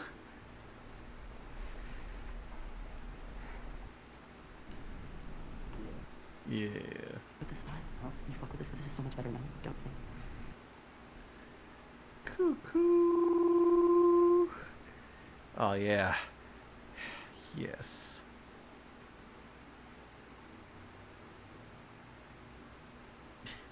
Oh, shit. Oh, shit. Oh, shit.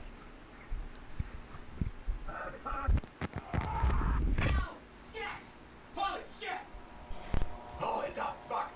What is this shit? Julia! Where are you? Oh, damn it. Oh, damn it. Oh, damn it. Oh, damn it. The hell's that? Oh, damn it. Where's my door? Watch Nostalgia Critics review Alone in the Dark, says John. Yay. Oh, you're not gonna squeeze through that shit.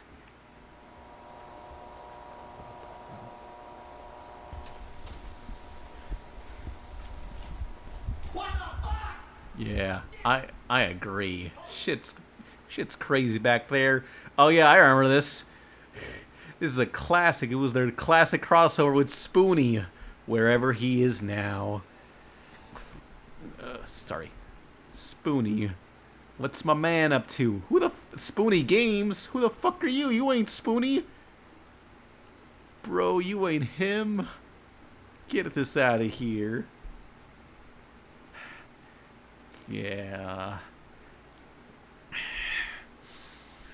He's gone. Gone and forgotten. Can you look at the trailer for Patrick Foxy? Fine. Foxy.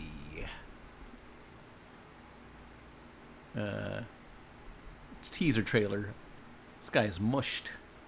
So, like, what exactly is she? Fox? Whoa.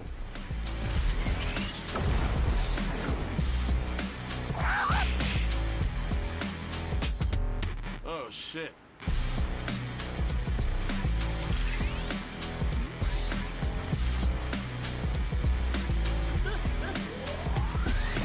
Patrick Foxy. June 2026. Well, is it out now? Not yet, bro. They're working on whatever this is. Yeah. Huh, well, they have other animations on here.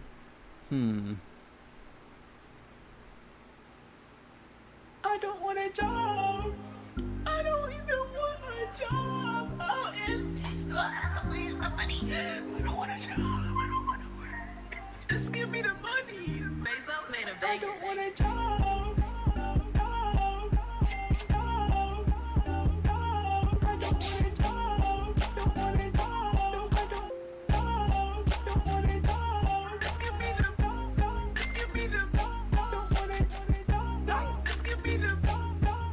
Yeah, don't need that crap. Yeah, so John wants me to watch this. Hello, I'm a nostalgia critic. I remember it so you don't have to. Well, it finally happened. I've been traumatized by the movie I just saw. A film so bad that my doctor tells me I may never speak again. What film brought me to such a speechless state? Well, let me tell you the story of a sauerkraut named You Evil. He is being declared the new Ed Wood of the film world, a man who constantly keeps making horrible movie after horrible movie and yet somehow keeps making money. He mostly makes video game films like House of the Dead and Blood Rain. His gimmick is that he exercises German tax loopholes that reward his investments into the film even if they totally bomb. So if the movie loses money, the investor got a tax write-off. He's also well known for challenging his critics to a boxing match and beating the living man shit out of them. Class act. Because of his unfortunate popularity... Is he gonna be doing this the whole svid? I took a look at one of his more famous films, Alone in the Dark, and I'm now... Oni Mangalan says, what the fuck is even the point of bullet time? Why it exists? Go back to 1 speed. Man, I wanted to take a shot at that cinematic Hitler for years. How did you get in here? I'm from the future. Well, we're talking about bullet time as a concept. It's great because you can slow down the passage of time and shoot things. But we were talking about that one pilot. Yeah, I remember that one. That one was like a bunch of shit on screen. That left me a disgusting feeling. It was visually interesting.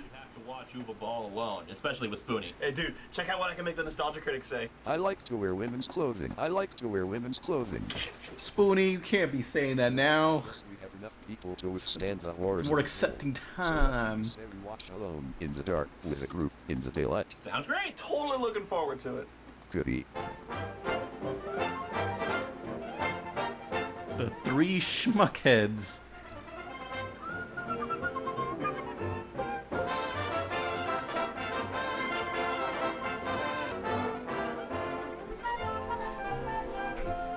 So we start off with an opening text scroll explaining the background of the story. Mine workers discovered the first remnants of a long-lost Native American civilization, the Abkhani. The Abkhani believed there are 2 worlds on this planet, a world of light and a world of darkness. The Abkhani were kind of stupid that way. The Abkhani opened a gate. How is that stupid? The Abkhani mysteriously vanished from the earth. They never think to look under the fridge. Only a few artifacts remain, hidden in the world's Good God, how long is this? It's like Alone in the Dark, the audiobook. Bureau 713 began collecting Abkhani artifacts.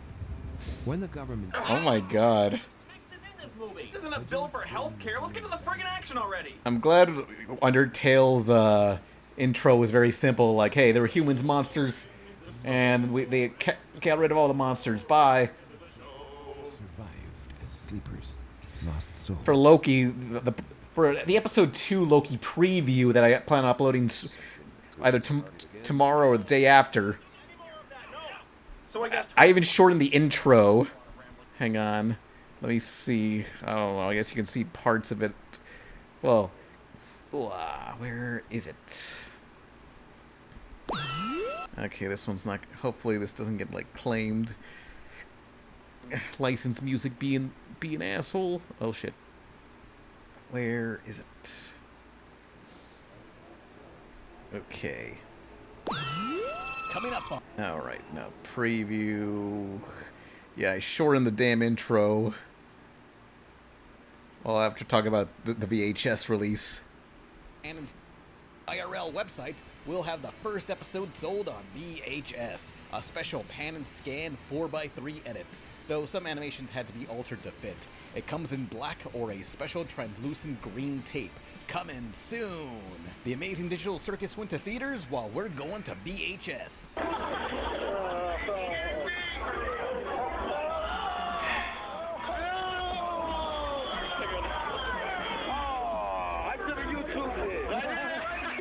Yeah, that was my recording. In this future, we bring art into real life. Though, if they have superpowers, they're greatly reduced here. His beats are pretty tight, though. Yeah, I drastically shortened the intro, though. I still will add the extra footage of all the subway and more music segments, but in general, I just wanted to find a way to reduce the amount of explanation in that intro. Yeah. But I already uploaded a clip of, like, Reggie stuff on Twitter, so here, you can see highlights of Reggie animation. Coming up on episode 2 of Loki IRL, hopefully later this year. Aw, come on, little dude. You don't recognize the Dark Slide Skater? Reggie Radical Grinder? Let's go. Full play! I know you can't forget Moonfall. You were part of the greatest. You started a world destruction tour. So let's get a little more comfortable.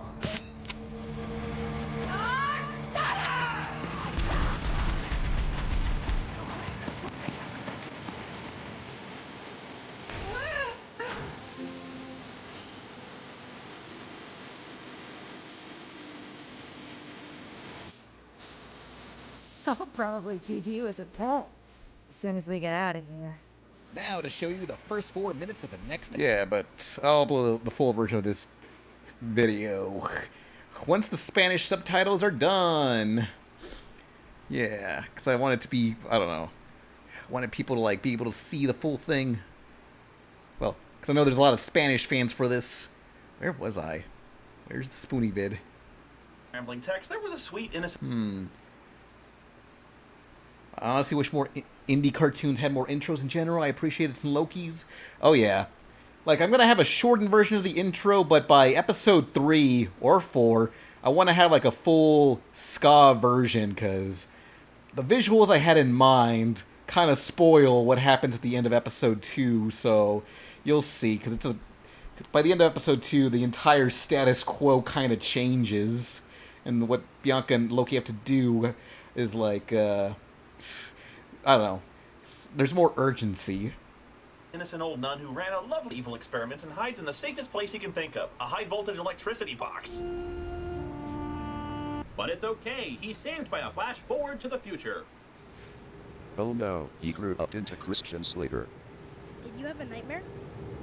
My mommy says that there's nothing to be afraid of in the dark. My mommy Yeah. also says I should pick an accent. You ever think about going back to doing gameplay on the second channel? Nah. Honestly. Librarian. As if wearing glasses makes you look any smarter. I need glasses. It's probably for the big Alkani show. Alkani? I remember. I thought he stole it, so I decided, and when it's fucking nighttime, run up and run to chase this guy in the middle of the city. But sadly, I didn't have my belt on, so it's kind of hard to run without a belt. And although the guy just like circled around and was talking with his friend, and For it turns out some other group of monsters. Watch Evil Dead much? oh wait, we're watching Alone in the Dark. I thought we were watching House of the Dead. See why this guy is called the next Ed Wood.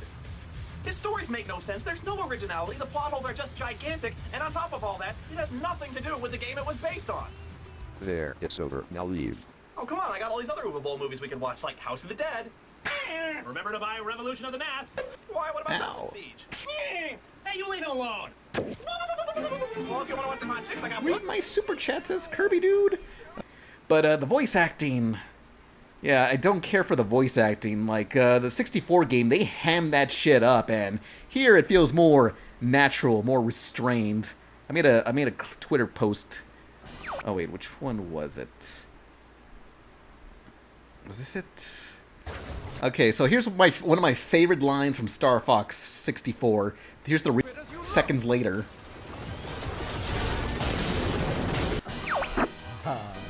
Like I referenced that clip for Loki. Like I told my voice actors that I want them to sound natural, but for some battle scenes, I want them to ham it up like this. Way more prepared for the upcoming tournament. And the characters I like. But I'm excited. They announced they announced an Ocarina of Time remake. So I don't know. I mean, they only show like a second of what like young Link looks like. So I don't know exactly what it's gonna see, how it'll look. Walmart made a movie. Oh yeah. And Battle the Ports. Balls 3D, not AI.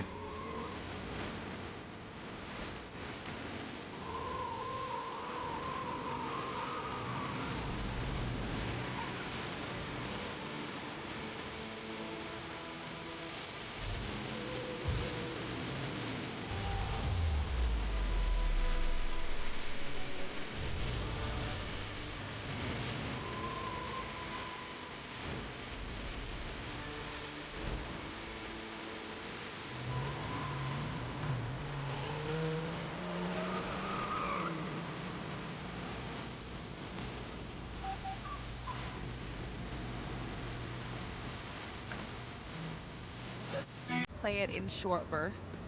Because It's an arcade game, so that makes sense. it was meant to be, you put in your quarters, Yeah. and Yeah.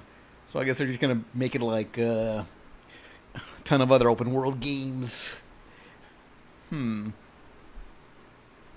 thing I do think about is, like, if they bring back MotorStorm, the PS3, like, racing game with all the fucking vehicles. Lyrics besides this, come on.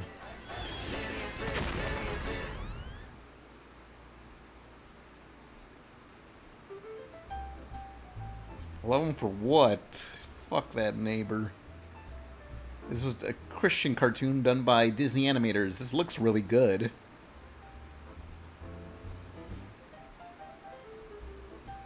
Yeah, TV shows don't have, like, long panning shots before the dialogue kicks in anymore like this. It took me all summer long, but my butterfly collection is finally complete. Well, almost complete. Except for... Yeah, kill those butterflies. Comrade? Is that like your friend, your homie, your partner, your pal, your bud, the dude you hang with? What's happening? Just moved into the neighborhood and I already hooked up with a comrade. Well, since the day. Wait, what? Wickety whack, son! And you are? Not talking about you. I was talking about my butterfly, the blue comrade. I've been chasing it all summer, and now... Whoa!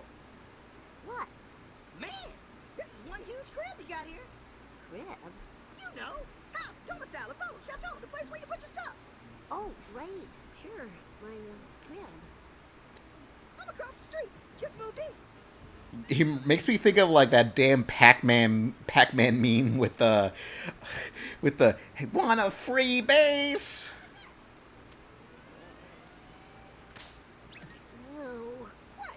You just ate used gum. It's not you. It's for you. Don't tell me you don't recycle. Well, yeah, but... Check this out. I'm working. I'm in the zone. I can fall asleep and wake up and bam, still paddling. Woo. Too good. Okay. Oh, brother. Why the hell are you in my neighborhood? Get out of here. Okay, this gone along long enough. I'm kind of busy here. Was there something specific you wanted? Well, sure, man. I want to know your name. My name. That's right. How we gonna be bosom buddies if... Bosom buddies? No way. Hang on. This makes me think of Timmer, Cheese Guy, Family Guy. Did you hear Glitch Productions making video games? Apparently, that'd be baller. Be nice if they were making Loki IRL. I wish. Smarter than your dad. We have the same dad, idiot. Yeah, but mine's smarter. Oh, what a feeling. Oh, this is even better than that time I met Time and a Cheese Guy. A hanker for a hunka, a slammer slice of junka, a hanker for a hunk of cheese. When you get up and go has got up and went. Howdy, partner. Yeah, pardon me, sir. I live next door. It is 3:30 in the morning. I am very tired. Look, a wagon wheel. What the hell is your problem? I just smoked a whole bunch of crack. Yeah, it's Timmer, the Timer, the Cheese Guy. He's Timer. Don't you know Timer? He hankers for a hunk of cheese. Bang, bang, bang. Oh, howdy, partner. Time for Timer. Do you ever get that hungry feeling after school? Boy, I do. I'm so hungry, I could eat a wagon wheel. When I'm slow on the draw and I need something to chaw, I hanker for a hunk of cheese. When my 10-gallon hat's a feeling 5 gallons flat, I got something planned, which is little cheese sandwiches. Come on! Here's a great little snack to tide you over till dinner. If you want something delicious and nutritious, cheese is a super snack. Look, a wagon wheel. When my get up and go has got up and went, I hanker for a hunk of cheese. When I'm dancing, I hold down and my boots kind of slow down, or anytime I'm weak in the knees. I hanker for a hunk of, a slab or slice and chunk of, a snacker is a winner, and yet won't spoil my dinner. I hanker for a hunk of cheese. Yahoo! He's hankering. He needs that cheese. Oh, hang on. My animator's replying to me. Hang on. Don't know. Oh, Frau, yeah. Thanks, bros. Nah. Hey, wait. Needs to be more uppity. Damn. As if I don't know your name. Hanker for a hunk of cheese. My name is Lenny. Lenny and Sid, like Tony and Squid. Comrades, compadres, classmates. Wait a minute. Don't tell me you're going to McKinley Middle School.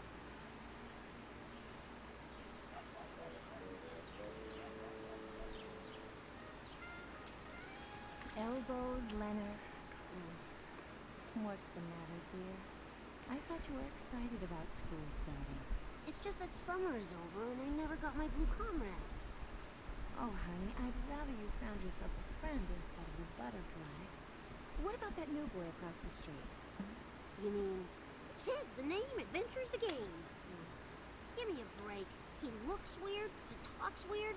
I'm telling you, Mom, the kid's from another planet. You know, Leonard, it's easy to like those who look and talk like we do.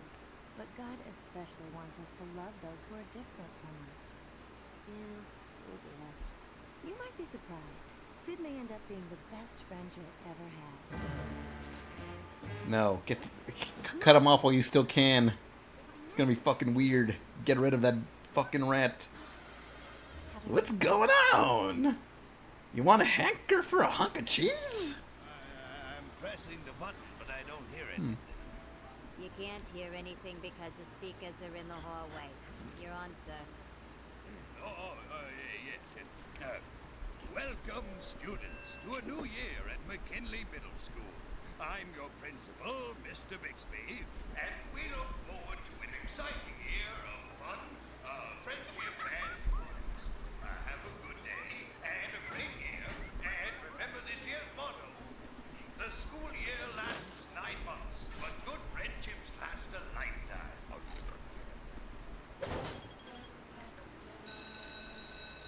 Got 2 minutes to get to class before the last bell rings. First bell!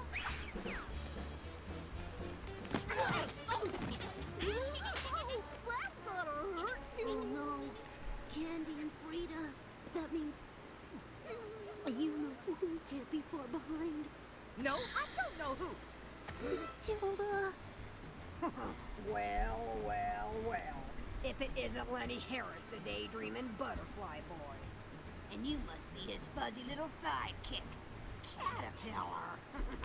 What you mean, Caterpillar? And somebody had better tell me why I'm kissing linoleum on my first day of school. This is a blatant assault on my dignity. If you had any dignity, you wouldn't be hanging out with Lenny the Dud. Yeah, Lenny the Dud. Freedom, we got it. Sticks and stones may hurt him plenty, but names can't break down my friend Lenny. Your friend Lenny, huh? He's not with me. No, I'm not associated with him. You and your new friend had better remember who the top cat is around here. Top cat. Come on, girls. We don't want to be late for class. Why would you not want to be late for class? Welcome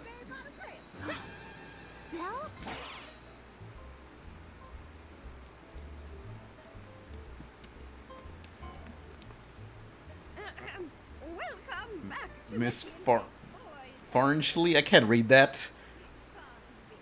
And I'd like to start by welcoming our newest student to the class, Sydney Appleton. Mr. Appleton, Mr. Appleton. What?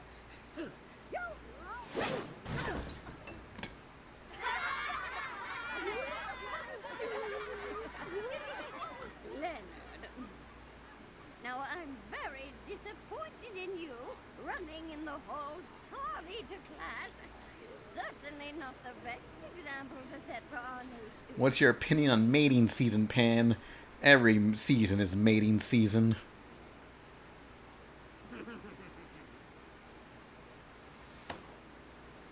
Now find a seat, Leonard. Yes, ma'am. Yay. The girl wants to sit next to me. Yes. She'll reply to my DMs.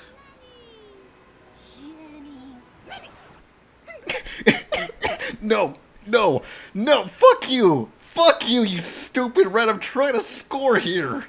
You... Get the fuck fuck off my fucking chair! Here that assigns each of you to a lunch buddy. Lunch buddies? Come on, please, God. No.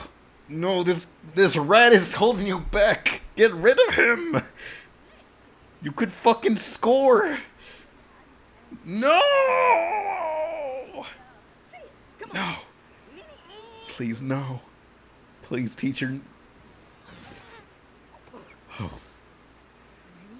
Yes. Yes. Yes. Hey, where'd the other students go? They didn't feel like drawing the other students. Sydney, it looks as though your name is missing from my lunch list. Yeah. You're not welcome here. Since Leonard could use a second chance to make a good impression. No. Why don't we change that to... No. No. Sid. No!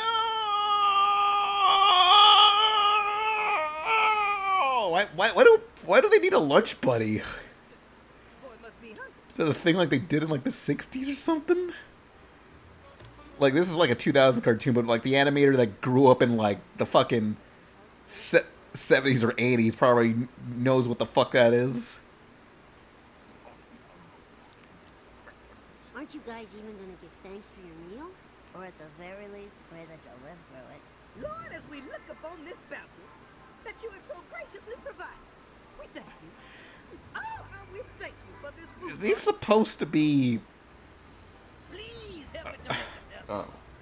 I said help it to make us strong, Lord. Oh, God, people said. Amen.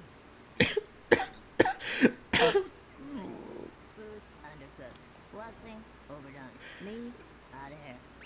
What's up there, lunch buddy? It seems you overlooked our lunch buddy date. What ethnicity is the creator? Is the voice of this character? What you did, fellas? That blessing was good for the whole table.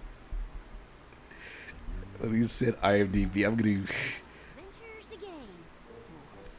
Well, when you put it like that, it sounds kind of lame. So, Lenny, I thought we could do a little food swapping or something. Well, I don't know. Well, we don't know who this guy is. Well, okay. Well, they're in a Medea thing, so you know, it's fine. It's fine. Say, before you go, you wouldn't happen to have a breath mint or something, would you? Because one bite of this and my breath might make your toes curl. Know what I mean? Just the sight of you. Watch Canned Goods direct-to-video Toy Story 2, said Red Lover.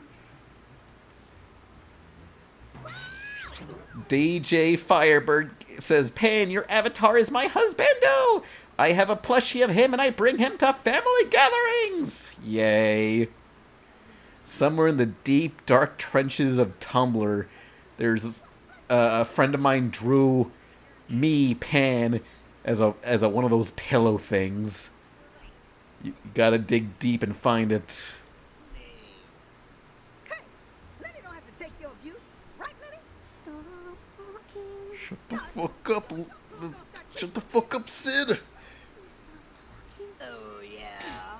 You heard me. Things are gonna change. Right here. Right now. Is that a fact, Butterfly Boy? Well, maybe you and I need to settle A Daikimakura. That's what it is. 3 o'clock. After school? 3 o'clock by the hoops after school. Damn, my school didn't let us out at 3. They let us out at 3:30. My butterfly collection? Why? So I can make you a part of it.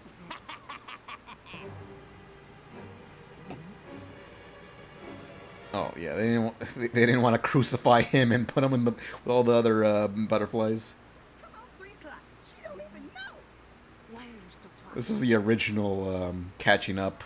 Ellis Mark ripped this show off. But save some of that heat for the big showdown, Sid. No, don't worry. Sid's got your back. That's what friends are for. What friends are for? Yeah. No, we gotta have a music number. This episode's not long enough. Oh my god.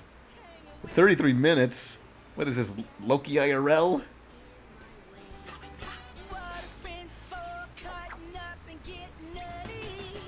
Messing up a perfect day. I know this shouldn't milk, sharing lunch and laughter. A little peace and quiet, that's all I'm after. What are friends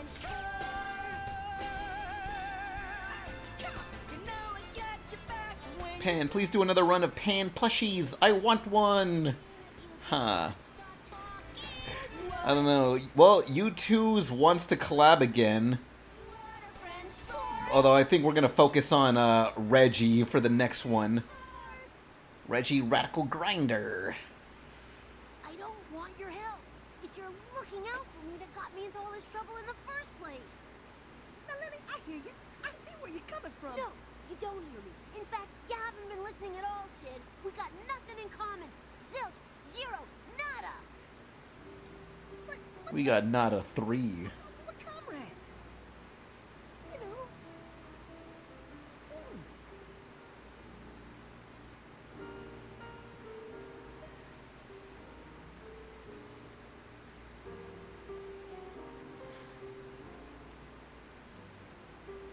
I heard what happened at lunch. Oh yes, girls giving me attention. Yes.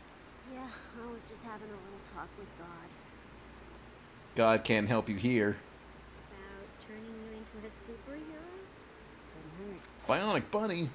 Hilda, Scary, those three, they're all talk. They just like you to believe they're gonna do something. Well, they certainly made a believer out of me. I'm 100% convinced. Why do you think I'm in here praying? You wanna know what I think? No matter what happens, I just know that things will work out. The Lenny Harris that I know is smart and... Jeremy Bentley gave $10. Watch Love Web, the Homestuck episode by Shaddock. Ever since the Digital Circus fandom went to shit hard, it made me wonder, do you fear the Loki Arrow fandom being toxic if the show ever gets big? I don't know. When it comes to that discussion, I always think about the game No More Heroes. Like, I always go back to No More Heroes mentally. It is about an assassin killing other assassins and getting higher rankings, but metaphorically, I just interpret it as just artistic burnout and just, I don't know, because the intro to No More Heroes, it opens to Travis, who's a bum ass who don't got no money, breaking into a mansion to kill a highly ranked rich assassin, and thinking, damn, this place is awesome. And that rich assassin's like, you don't know what shit you're in for. Like, Travis wants to get more and more popular, and only for it to get worse for him in the end. So I just look at, like, the popularity of Digital Circus and think, damn, that's awesome. I need some of that. Even though, like, anytime Gooseworks posts about anything, most of the time she's always suffering.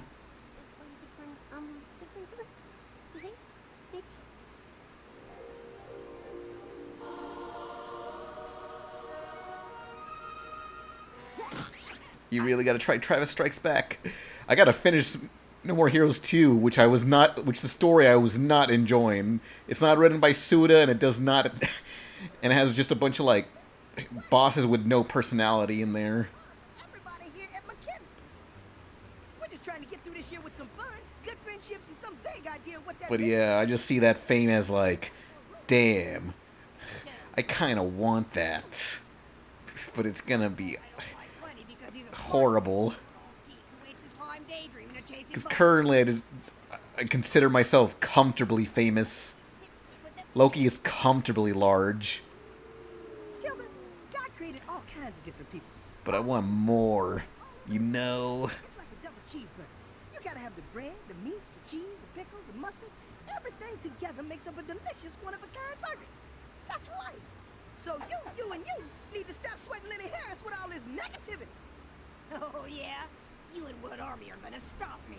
Me and these guys right here. Yeah, we're gonna fuck you up. Oh, no, they're not gonna help. Let's reschedule. My people call your people. We'll chat over a plate of curly fries. Cool? Not cool. We'll discuss it now over a knuckle sandwich.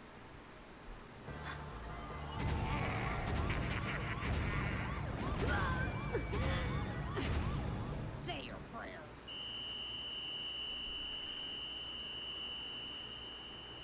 Loki is oh no. Hilda Van Heusen. It is after Yeah, eventually I'm excited to get to Travis Strikes Back. loitering after school Hmm. hours, Miss Van Heusen.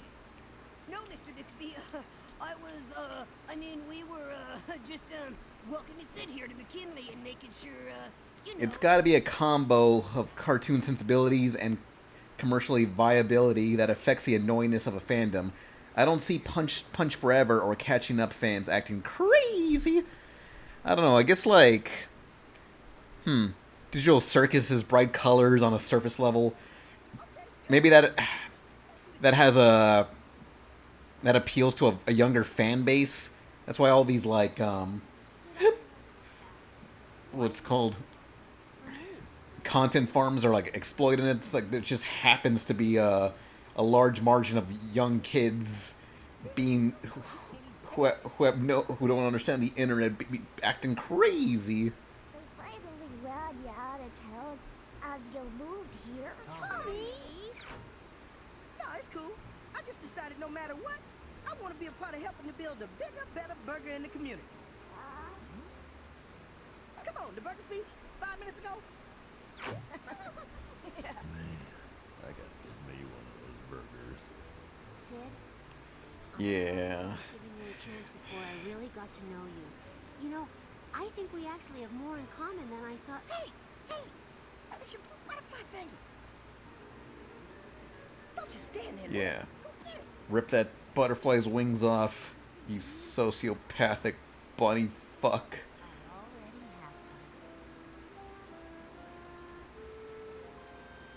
Now that's what I'm talking about. Hey, let's go get some double cheeseburgers. The twins are buying. Are we still in this? Oh wait, no. It cut. Yes, we're done. The end. They didn't have to fight. Expo further. Yeah.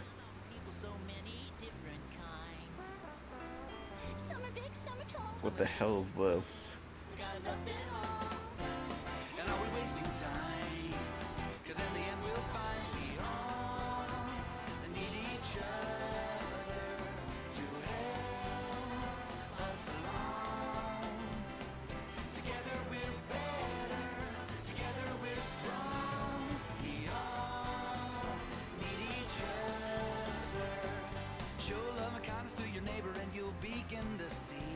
Was this just the only thing that they made for this?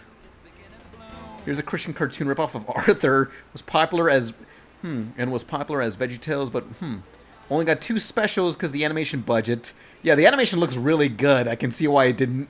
I can see it being too expensive to make more. Found the full DVD with previews and stuff. Fun fact, there was a plan to make a 3rd special called On the Subject of Jealousy, as seen in the backgrounds. But like I said, due to the animation budget, it never was released, which would have probably been, in my opinion, a Valentine's Day special where Lenny, due to his constant imagining, gets jealous of Sid because Lenny thinks Sid is going to take Jenny away from him, when really it's just Sid wanting Jenny's help to make Lenny a good Valentine's Day card. Yeah. In biblical times, oh man, all hands on deck. Oh, they can just like time warp to various parts of the Bible. Yeah. Oh, you dumbass! We got like a few days left. You gotta fix this shit now.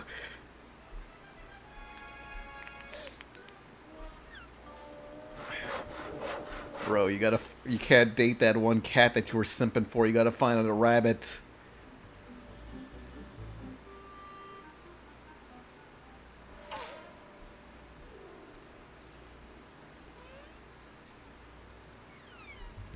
Yeah, stay down, slut.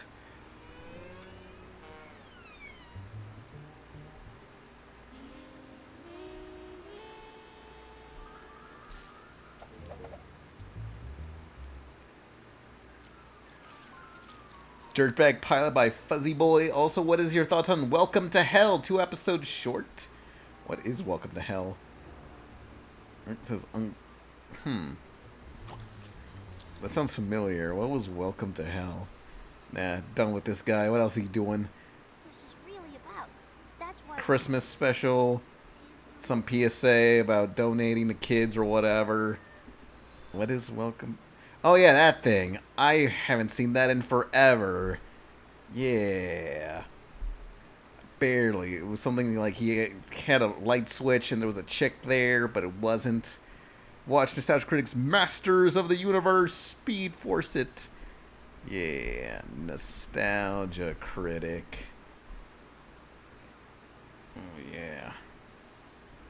Hello, I'm the Nostalgia Critic. 480p, baby.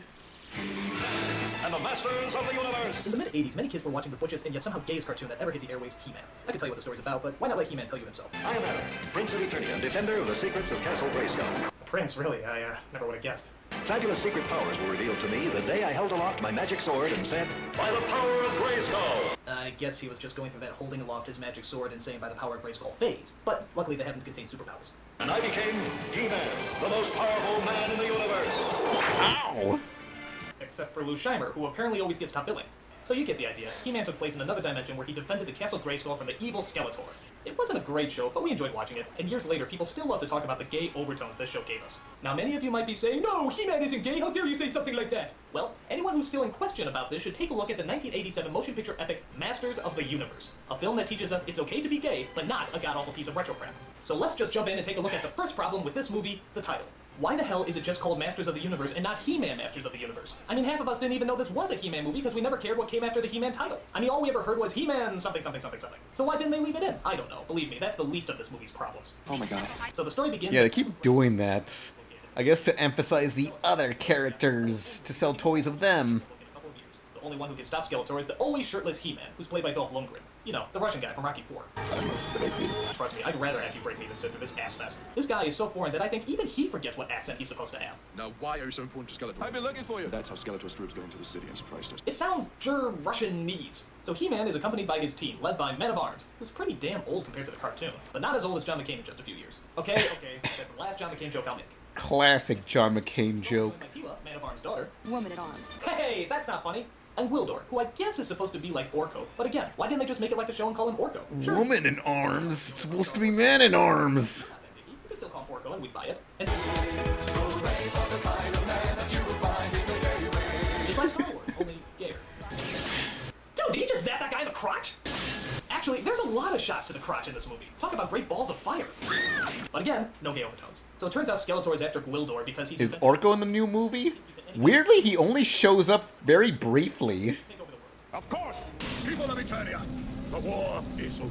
Those who do not pledge themselves to me shall be destroyed. Sounds like John McCain's inaugural speech to me.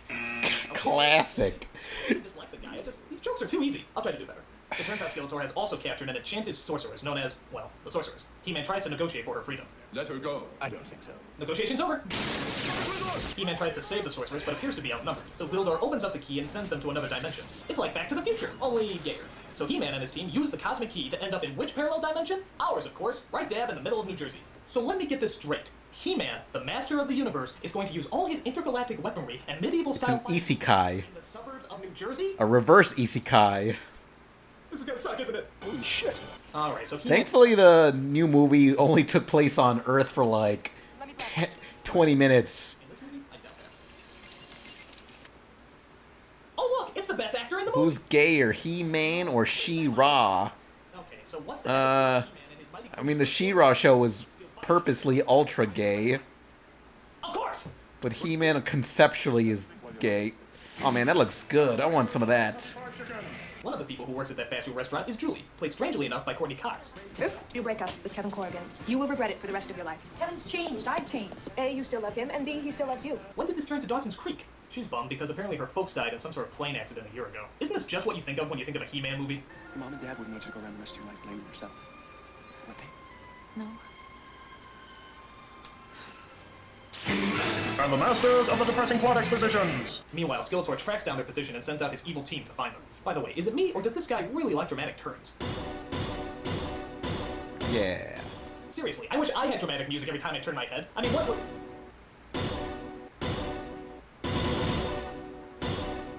So Julie and her boyfriend find the cosmic key as Skeletor's troops close in on them. Look at these guys. They look like the Thundercats on the way to the Rocky Horror Picture Show.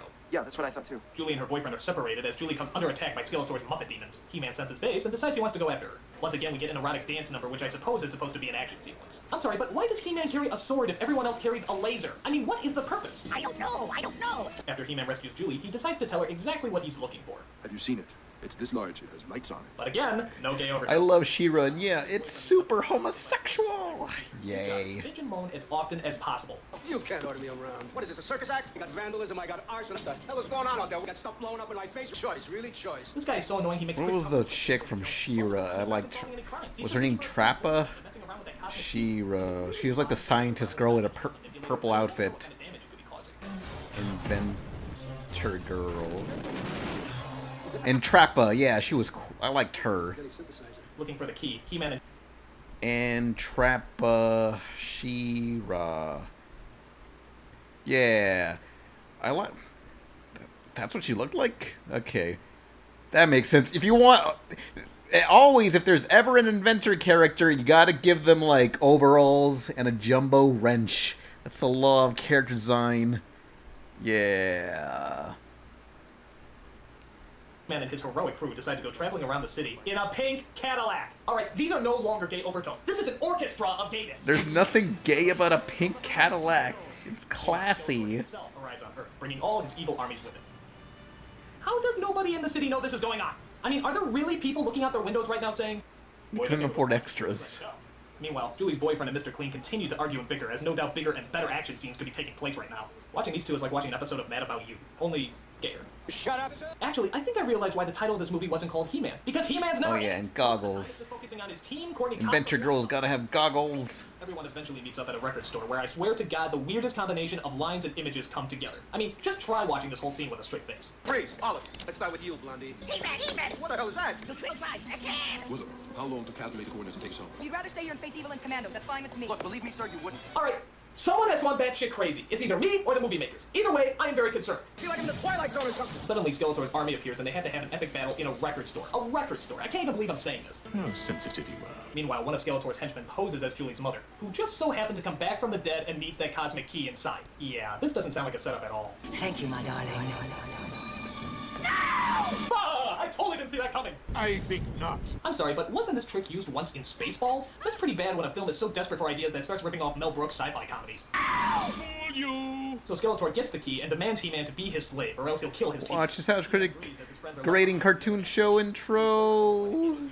Skeletor. But Harry Knowles tells him that he can't remember the exact notes that could transport them back. Yeah, apparently the key operates on notes instead of numbers or letters. So of course, being the 80s, it synthesized music to the rescue as they rock their way to the exact coordinates. Pretty lame. And the Mystic Time Travelers of the Oingo Boingo! Back in Eternity, Skeletor somehow got He-Man into even less clothes and tortures him with some kind of holographic Twizzler whip or something. Awesome. Look at this. He's actually leaning his butt into the whip, like he's actually enjoying it.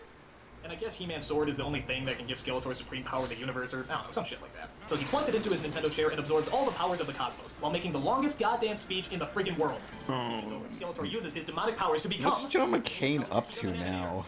But before he can destroy our hero, He-Man's friends come in to save the day. Farewell, He-Man. Wow, the ruler of the universe has really lousy aim. So He-Man breaks free and starts using his manly strength to defeat the soldiers. He does this by pushing over statues that are so strong, they actually bounce when they hit the ground. I guess they've been in the sun too long? So He-Man gets his sword back and battles the evil Skeletor metallic banana thingy. It's kind of like Conan, only, well, you know. This battle takes forever, but He-Man finally defeats Old Skull and Crossbones. It's over. Oh, good. I thought this movie was never gonna end. Yeah, for you. He'll be falling. He-Man? Teela? Can't arms. Don't say goodbye. There's an old Eternal saying. Live the journey. For every destination is but a doorway to a life. You look after me now. I will. Activate the doorway, Bobo. Are you sure you don't want to go back to your planet history? So He-Man saves the day, the sorceress is rescued, and Julie gets sent back home. Oh wait, there's an added bonus. They sent her back a year before her parents died and before nightgowns look less like the clothing from Little House on the Prairie. So now— What alone? Is that what you want to teach your kids? That if family or loved ones die, there's always a chance you can bring them back from the dead? That's like saying He-Man is straight. In that, it's not true. It's a lie. Because he is so gay. I mean, people trying to defend that he's not gay, you're just wrong! Well said. The only thing gayer than him is this movie. It's stupid, boring, and a flaming waste of time. And that's not to say I have anything against homosexuality. It's just, there's gotta be something out there, some kind of alternative hero that's gay, but at least gives us something appealing to look at. You know what? I'll take that over this shit any day. I'm a nostalgia critic. I remember it, so you don't have to. Yeah. Hang on, I gotta look up a classic. Bam Margera. Beastman.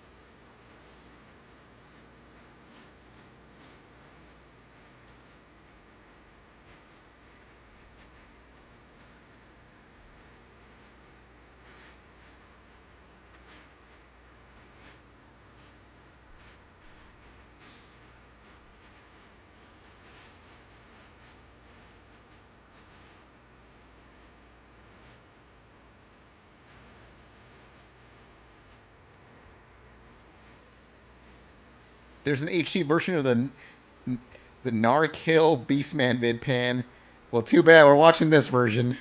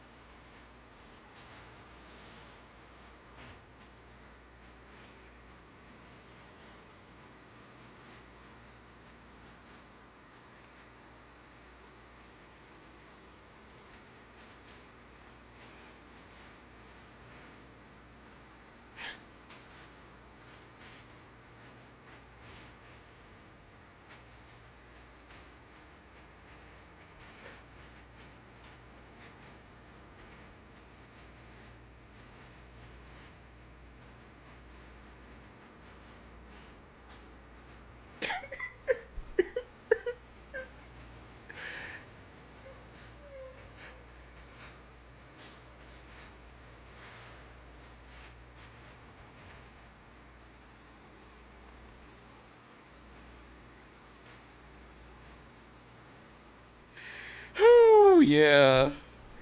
Oh, man. Let's see. This video ended up in the DVD with Bam's other shorts, but was recalled due to Mattel not liking the video. Why? Why didn't Mattel like the video? Yeah, I remember. Yeah, I heard that story. I think it was part of a CKY vid that Bam Margera did. Oh no, another classic. Yeah, this me every damn day when I go to GameStop. Gotta get my pre-order for the new Zelda remake. The answer to my prayers, just 2 doors down from Sears.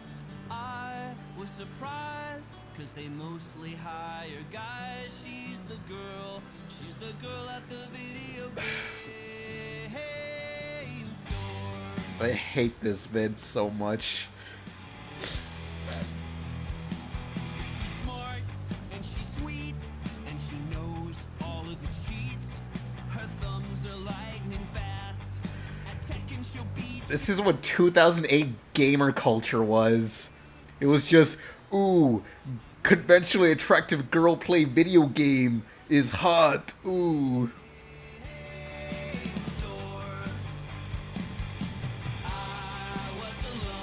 Oh, I had that shirt. Yeah, enough of this shit. No more. Done. Oh, yeah, Among Us. Classic. I remember that game 10,000 years ago. Among Us, indeed. Oh, we gotta click on another one of these babies. Hey, I sinned over there. Go clean it up. You should see a therapist. I am. The gay shark plushie does not count. Oh, I got a shark plush. Stay in there for a few hours. Oh, look. It's your favorite toy. It's on the top shelf, though. I'm sure you'll find a way to get it down. You can find many wet friends in the ocean. That is a puddle. Classic clinical trial moment. Shut the fuck up! Help me, I'm bleeding out! I wish I could help you, but I don't want to stay my limited edition Keith Haring sweater. Hell yeah. Your order today comes to $7.57. Fucking San Francisco Museum owns Keith Haring's art. It sucks that so much classic art, well, art that's recognizable, is owned by a museum. Like Keith Haring. Dog. Yeah, like this little guy, one of these dogs, I put them in the comic for Loki, IRL. Oh, where is it? Where's the dog? But sadly, the San Francisco Art Museum owns these dogs and all of Keith Haring's art. Where's the dog? Yes. Yes. So I gotta make like some sort of knockoff version of Keith Haring's dogs. They'll never fucking know. Those fuckers. Oh yeah, Whataburger. Stupid assholes. You want to watch my 4-hour essay on how Eric Cartman is neurodivergent? I already told you, you're not invited to my wedding, not after you called my fiance a brat hog. Assless lass or a cockless jock. How about I shoot you? Do you know where I can find some Tylenol? Sorry, all over the counter medicine is now sold in blind bottles. Says here you have a 1/30th chance of getting Tylenol. Don't worry, I'll find a way to work in those dogs. Yeah. Check out this drawing of my Yoshi. Why are the feet so detailed? Oh, Pepper. Doing fine, my little scrumbly bumbly. My dear fungly wungly. My darling PB and Bieber. You think God will stop me for what I'm about to do? Oh no, Pepper. Woman should be spelled woman because whoa, do you make me man? What the fuck does that even mean? Any place can be a goon cave if you're shameless enough. Not you again, I just mopped the floors. Great day for a rally, eh? Yeah, can't wait till weed is legal. Weed? Oh no. I must be at the wrong place. Well, if you want a woman, the first thing you gotta do is stop calling them femoids. They do not like that. Wait, it's pronounced femoids? Did you know that the Thought it was femoids. series was originally called Soup or Mario? Players could choose between playing as Mario or a can of soup. Miyamoto quickly changed it after majority of players preferred to play as the soup over playing as Mario. Are your parents related by chance? Do you have any games that let me kill children? Check out my Funko Pop collection. I think your dog is sick. Did you just blink without Daddy's permission? You see, the Cooking Monster doesn't actually eat the cookies. He just crushes them up everywhere. Just another one of government's minute eyes. The fuck? You better not be hiding jump scares and porn videos again. Classic. What is this? I thought we were watching Germa. I forgot to pay my internet bill, so we're gonna watch this framed pic of Gemma instead. Life is like an egg. Care to elaborate? Unfortunately, Taylor Swift is sick and cannot perform. Yay. Don't worry, the show must go on. We managed to find a replacement last minute. He's taking the bus. Hopefully no freak will sleep next to me. I bet this guy would love to see my fetus collection. Ow! I cut my hand. Tell me, does it hurt? Do you want more pain? Or do you want it all to end? Catboy son or preppy girl daughter? Who the fuck are you? Get out of my house! Aren't you the actor who plays Baby Yoda? Can I have your autograph? Kill yourself. Yeah. I love Nice comics. Yay. Bandai Tsundere fidget toy? I don't want to click on... Do I want to click on this? I don't think so. Oh yeah, Pepper Ann. No. What do we got in here? Hang on, what's the other super chats telling me?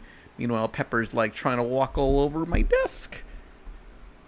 Hey, you can't bite the microphone, not the sponge. Oh, watch Nostalgia Critics Rocky and Bullwinkle. Oh, wait, no, wait, hang on. Watch Tales of Altharion, episode 8 and 9. Yay.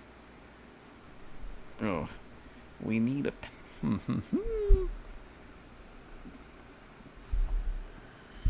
Pepper. Hey, Pepper, no. Wait, you're gonna knock over the mic? No!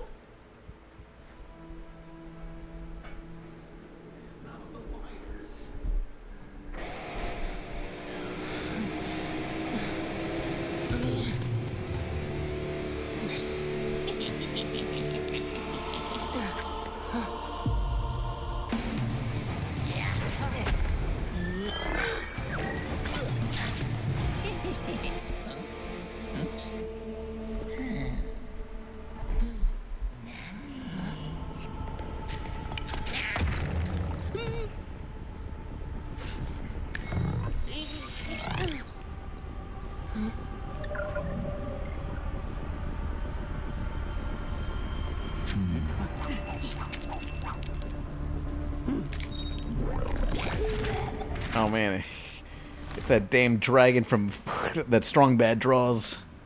Not even that dragon can help you, buddy.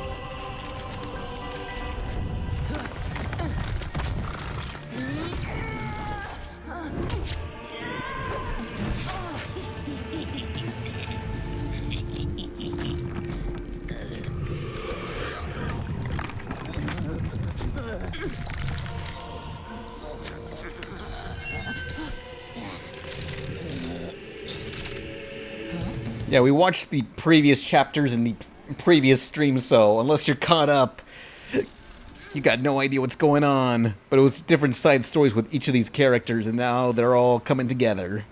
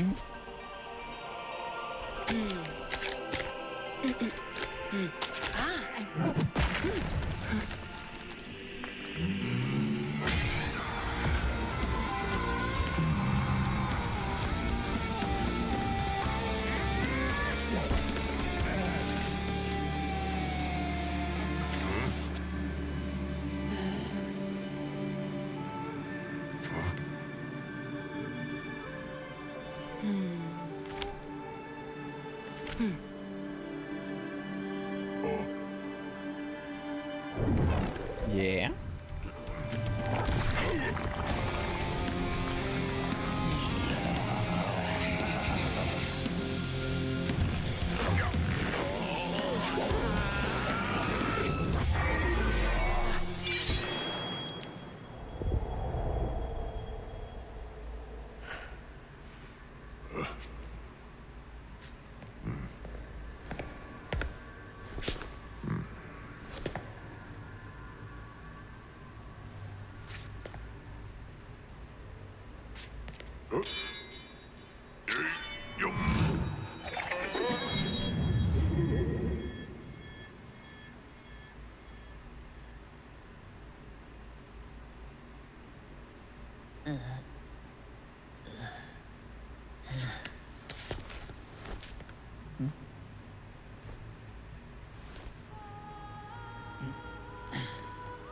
Yeah, just leave him there.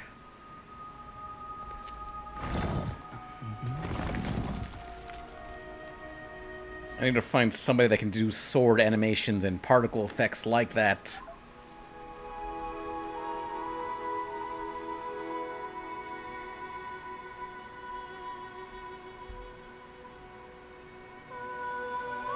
Alright. They also want... Hey, no pepper! They also wanted episode 9. Because this one was very short. 9. Oh wait, wasn't there an after credits? Please be nice, Pepper. No.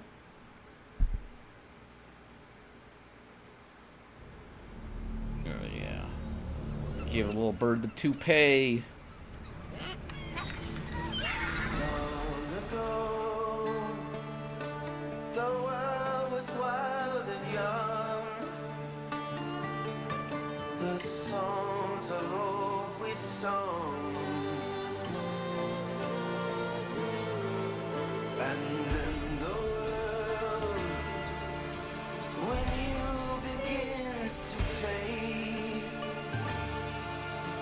The promises were made. Greed cast disease in your darkest of fantasies. There's a scream when your dream starts to fade. Far away, 1,000 miles from home. We walk the road alone.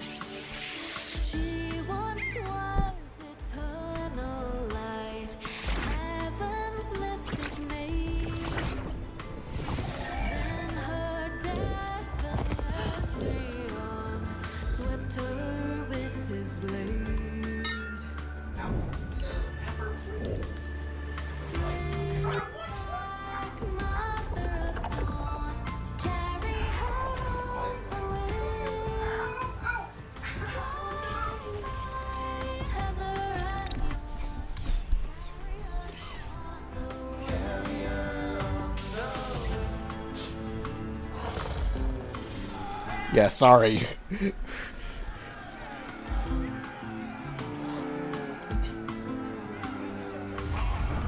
No, Pepper, you can't be back there.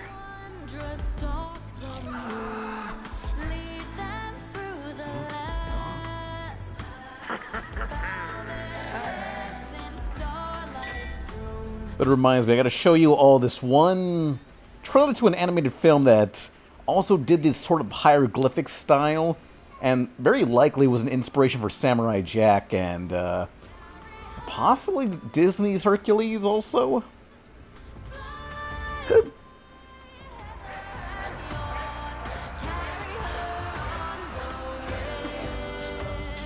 Hieroglyphic style would be a fun thing to do in Loki. Yeah.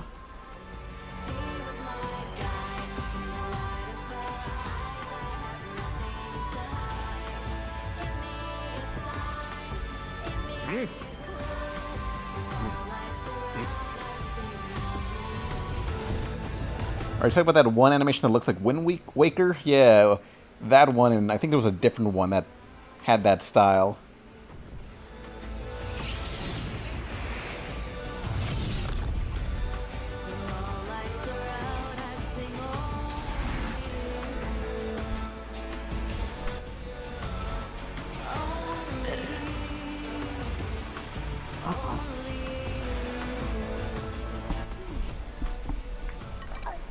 No, Pepper, please, no, not the wires. No, not the wires, please. Please, no.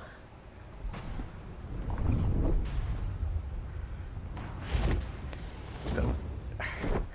I'm trying to grab Pepper from not grabbing the wires. Oh no.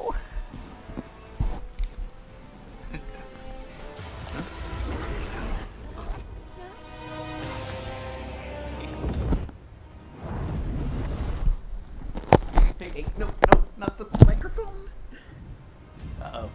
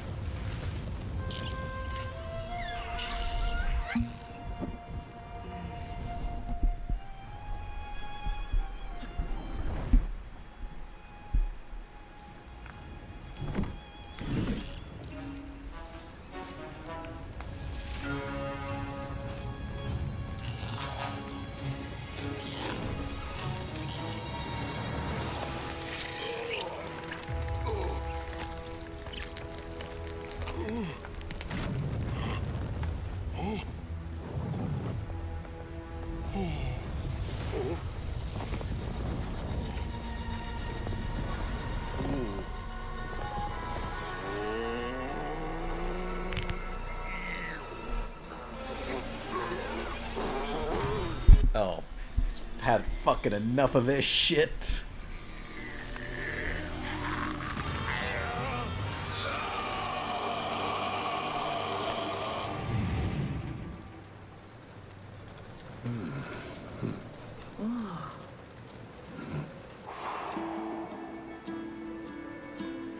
How many more of these did they make? Because I gotta like watch the whole thing to really, just to get the full story. But that movie that inspired Samurai Jack, that reminded me of those hieroglyphics. Oh.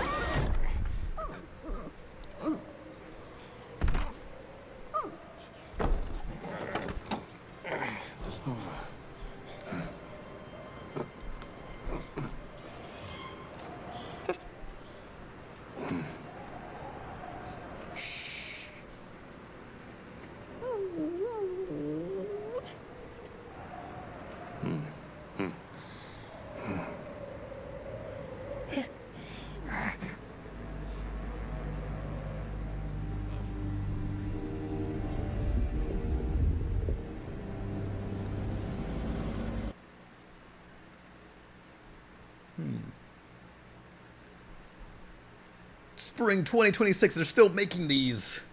Yay. Alright. Hang on. I'm trying to find a... Oh, no. Not Skibbity. God, I need, like, a distraction. Oh, BRB. I gotta find what that movie was. So my friend told me in a text chat, and I'm, like, trying to find where it is. The biggest Parappa ripoff. Sure, I want to know that. Tell me more. When Parappa the Rapper got its North American release on the PlayStation in 1997, it really stood out. Here was this game with an incredibly unique art style and graphical style, featuring equally unique for its time rhythm-based gameplay. Sure, it's very short, but another thing that made it stand out was its price. It was only $40. Oh yes, Son of the White Mare. Before the... Hang on, let me, that's the movie. Okay, I think this had like a new remaster or whatever a few years ago.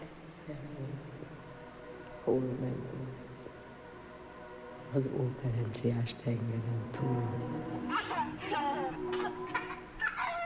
Aki az én mesémet meg nem hallgatja, annak a 77 sárkány vigye el a lelkét, a 77 holló válja ki a szemét.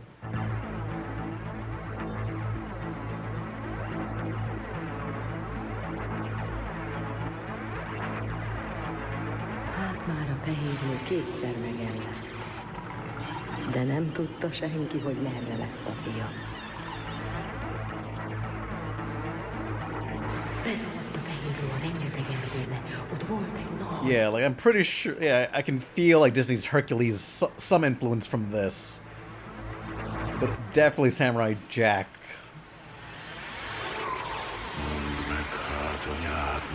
Szoptasson még 7 esztendeig. Kiveszed félkész.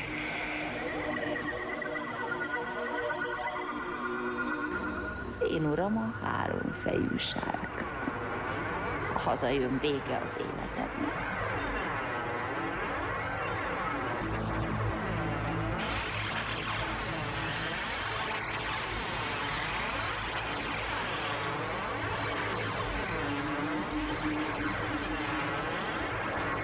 Well, Samurai Jack had a lot of influences, so I'm sure I mentioned other ones.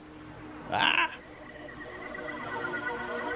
Oh, a 4K restoration, damn. They had the original film reels then.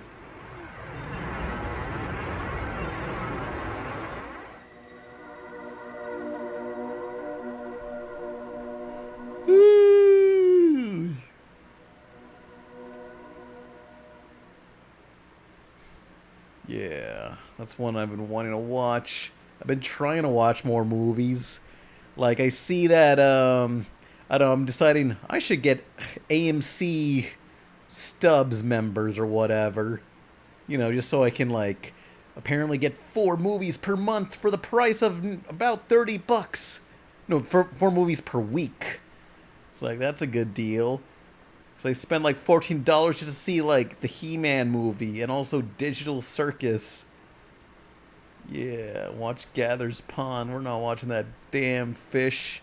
Tired of that damn fish is fucking telling me not to spoil Digital Circus NBA drafts. Buddy Greenfly. That's great. What? Gloria Gladiola gets $1 million book advance. She'll love that. Vestal Gooseman. Yellow gave $10. President. Are you buzzed on Maggie? Any 2 PA episodes, I'll pick them out later once I know which one's retro picked. Also, did you mind playing a short animation called Lego 9/11 by Alden? Of course it's worth That fucking mouth is disgusting. Keep them informed. Maybe, but you really should check out your facts before you print them. Facts? Hang on, I want to look up Lego 9/11. Have you ever heard of an angry... Fucking mic stand. Oh, man. I want to see him zoop out again. Zoom. I'm being followed. Look at that stupid fuck-ass fish. Oh, that didn't go that far.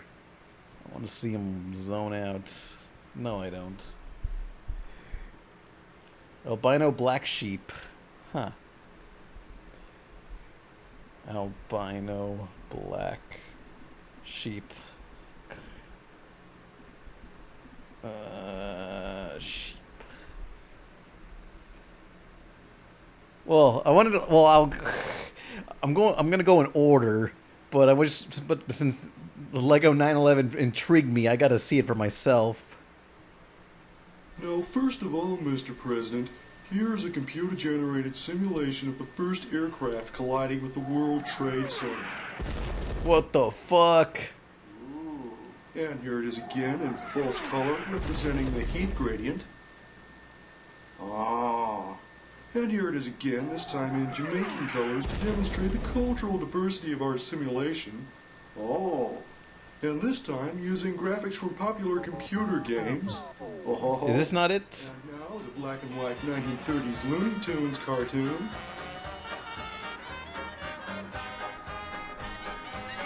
Oh.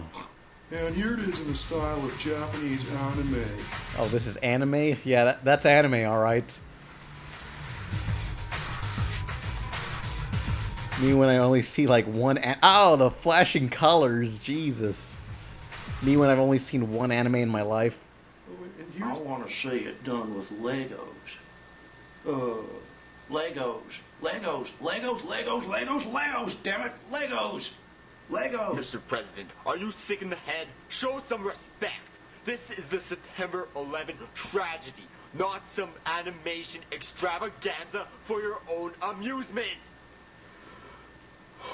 Now, Professor. That's a perfect YouTuber game reviewer voice. Show us the simulation with graphics made entirely of mugshots of Canadian actor Colin Mockery. Certainly.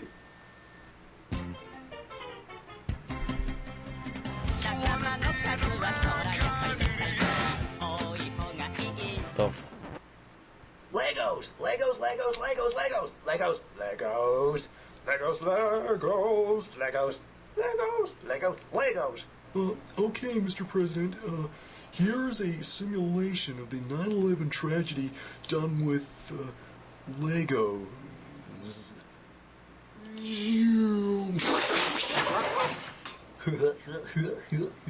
Look at the little Lego man. Fun fact, this was animated by Alex Hirsch. My ass it was. I wish.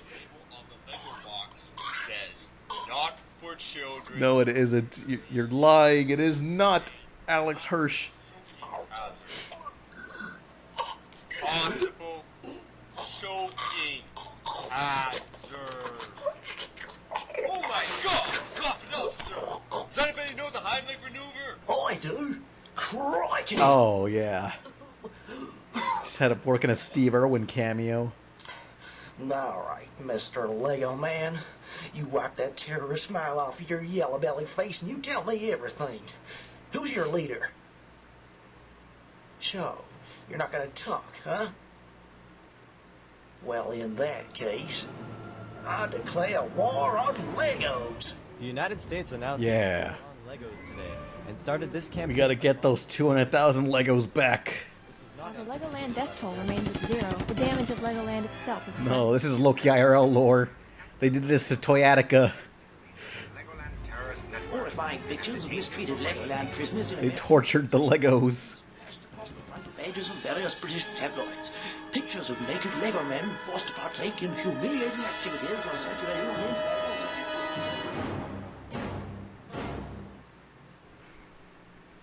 Hang on.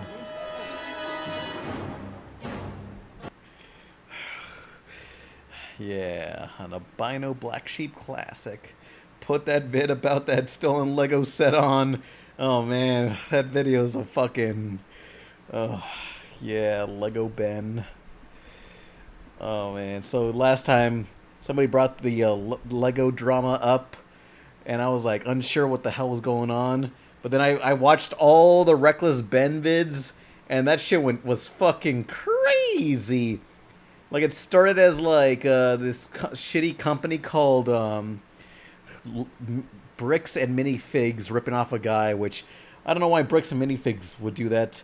You know who wouldn't do that? Rick James Bricks. Yeah, that's a name you can trust. Rick James Bricks. What a fucking name. Anyway, so this Lego company ripped off a dying old man. They promised him $200,000 and didn't give it to him for selling his rare Lego collection. And so this guy had to like bully the company to give it back to him. But it started as just like a company avoiding so many like legal threats, and then it devolved into this guy getting fucking arrested because the cops are friends with the owner of the store, who are all part of the same Mormon church, and like this corrupt police force, and it ended up with this guy having to escape to Mexico, where he avoided the law because he's gonna be arrested from all these false claims of death threats and bombings.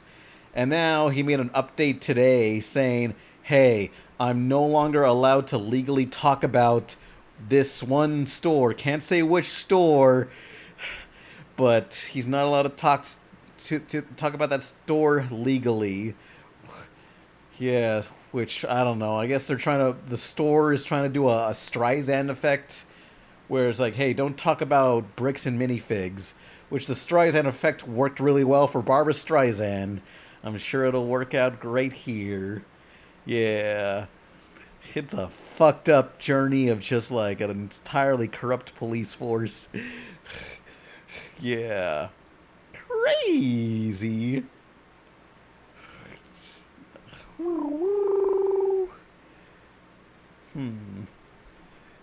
Yeah, hang on. I need some. Give me some Lego Island music. Let me cheer things up.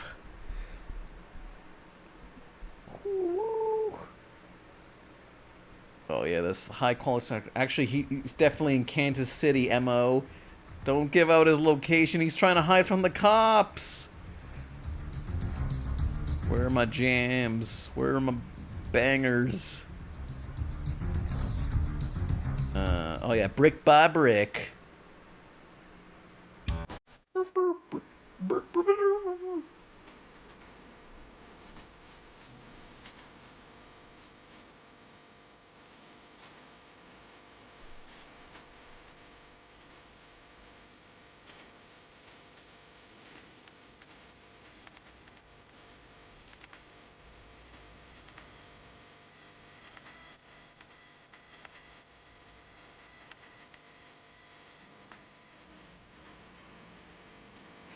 Okay, go. Where's the vibiest song in it? Yes, this song.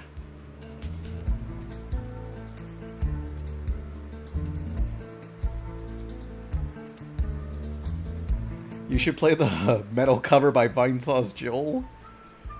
Oh man.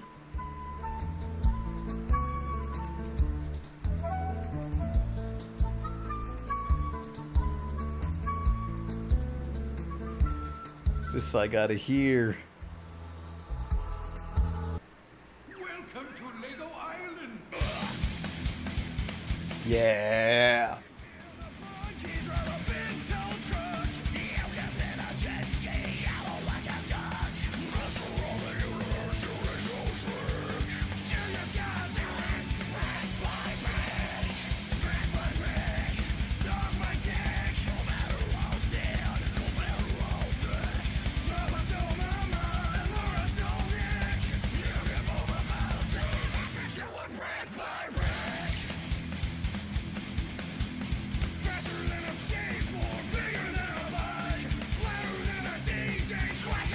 Did this game ever get a re-release? Nah. Ken, I'll write some erotic Lego fan fiction for you. I had a friend that was big into like Ninjago and was really wanted to bang Lloyd.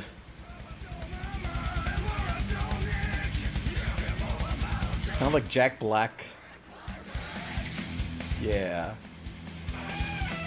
Fuck yeah. Open this pit up. The main green one.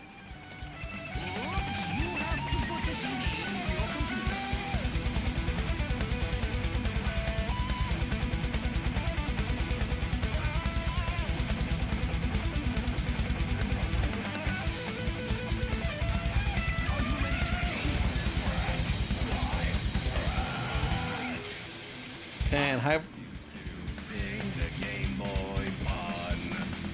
And hype up the chat by showing the Crazy Taxi reboot. I showed it earlier, but we can look up more Crazy Taxi stuff.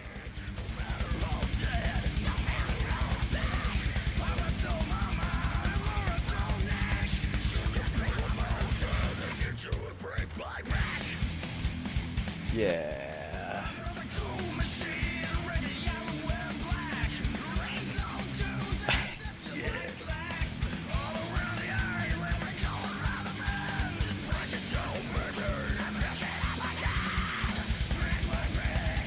Oh.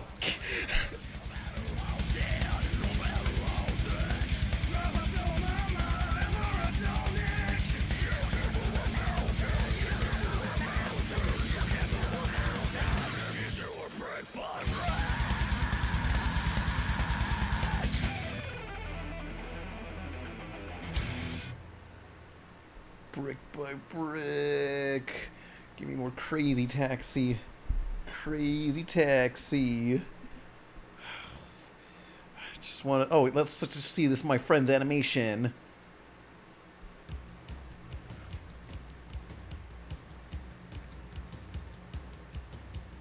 You familiar with Pez? No? Yeah, but I just need to get to Fun Buns. Grabbing brunch with a client, so... No, I'm in a taxi. No, yeah, I'm on my way. Just... Dude, can you shut up? I'm trying to... yeah, so, just try to make it quick, Just okay? shut up and let's roll. Yeah.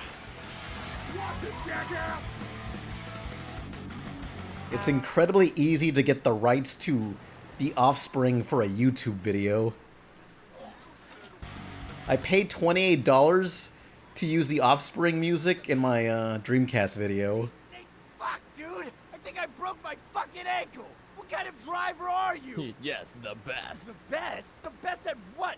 Property damage? Chill out, man. Chill out? You're telling me to chill out? I'm gonna sue your ass, grasshole! Nothing I can't handle. Axel left Crazy Taxi. I sentence you to no more Crazy Taxi. Oh! No! If you ever want to, as you put it, make crazy money, you must amend your crazy ways. Oh, damn! Oh. Okay, Axel.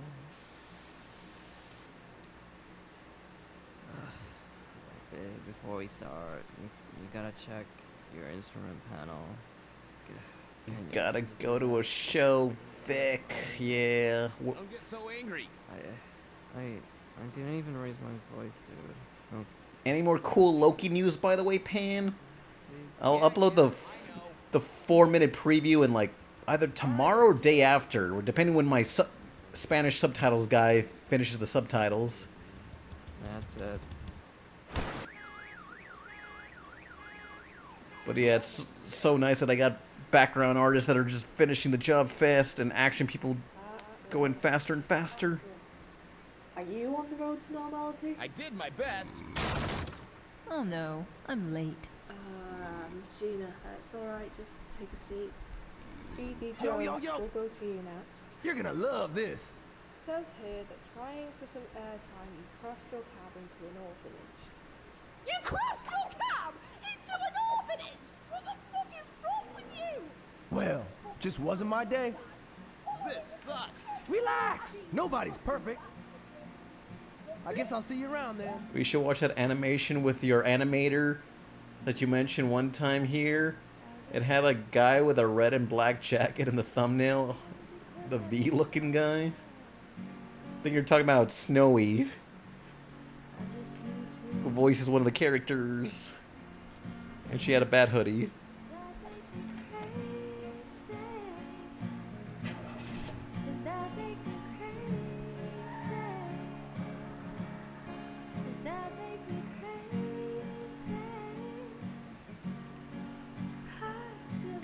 I'll add you in, Alex, soon. Let me just finish this vid.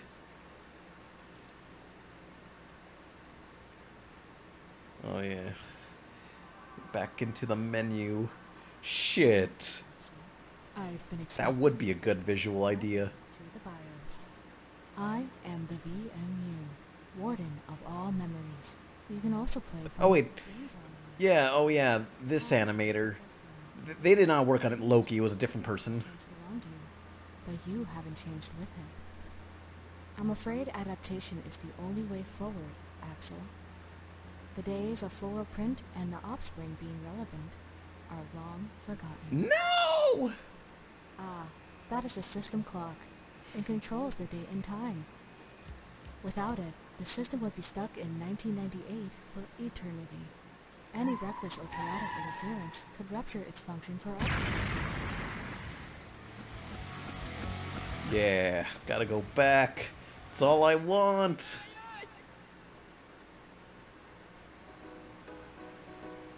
Yo, come over here.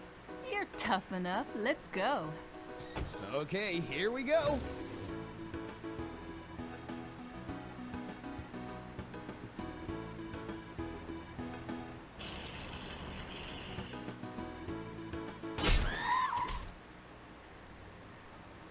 Not bad. All right, it's time to check out how you did today. Now let's take a look. Life sentence. It may be the 90s, but murder is still illegal. No! If you like this animated short by Violet, you better like and subscribe. Hey, hey, hey, let's get ready to... My voice hurts so much. Hey, hey, hey, are you ready for Crazy Taxi? This hurts my throat. See ya. Yay. Alright, so let me add my friend Alex into the chat. Let's see. Call.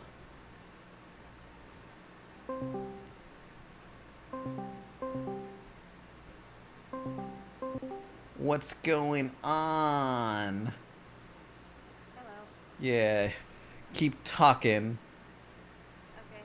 Yeah, chat, can you all hear Alex? My cat is being a little douchebag Dickens. Yeah. Oops. Understood. Hang on, let me share my screen. That way you can see. Since if you watch the YouTube chat, it'll just be a lag. They sound mini. Faintly. Turn them up. Okay. Yeah. Keep talking. Hello. Yeah. Oh man. That's being annoying. All right, hang on. Let me alter this damn bullshit.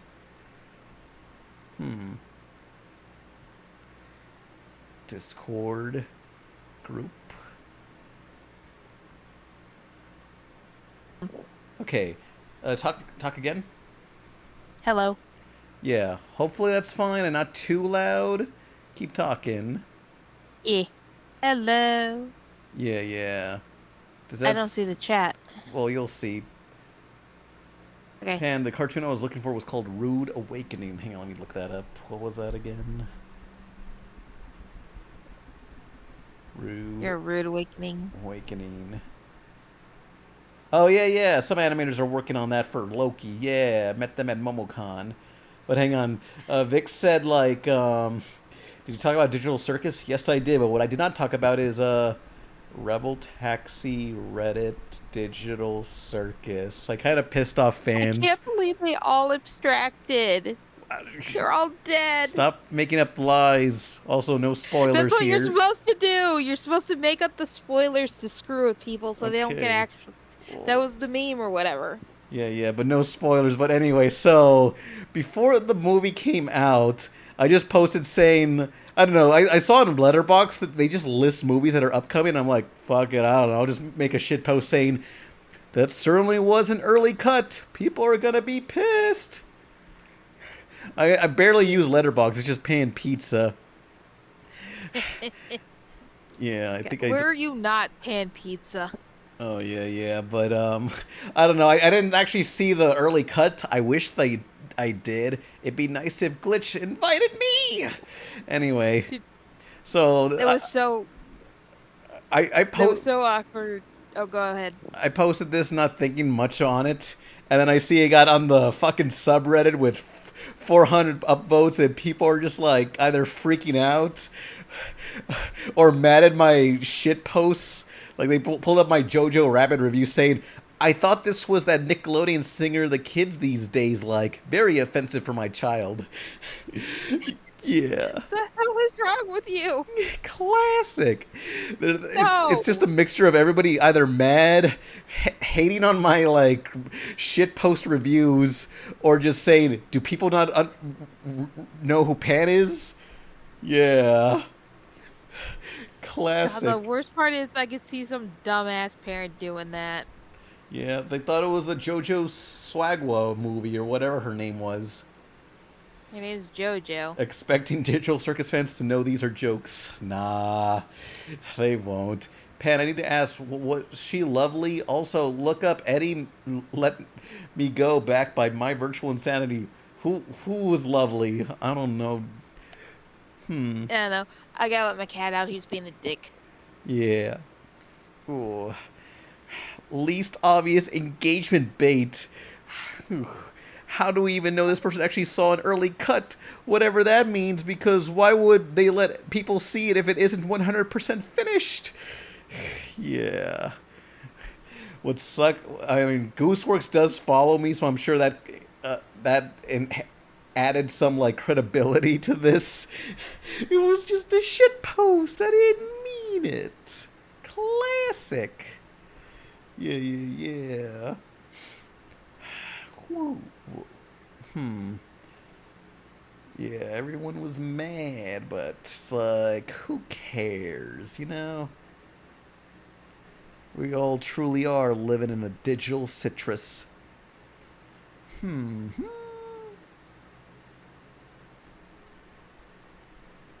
Yeah.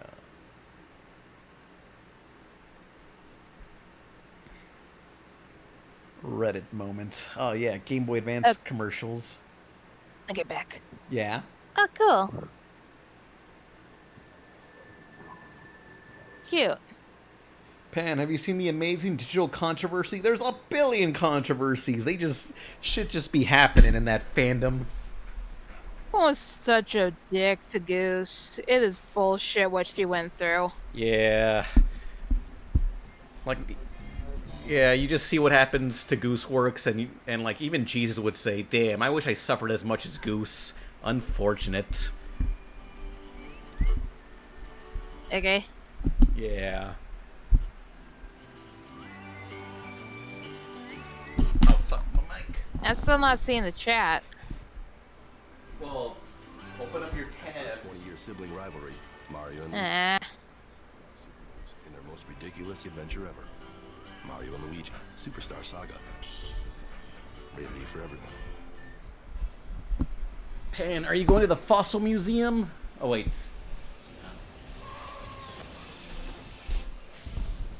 Pan, are you going to the Pokemon fossil exhibit at the Field Museum? Oh, yeah. So, in my town, well, in Chicago, Field Museum, Pokemon.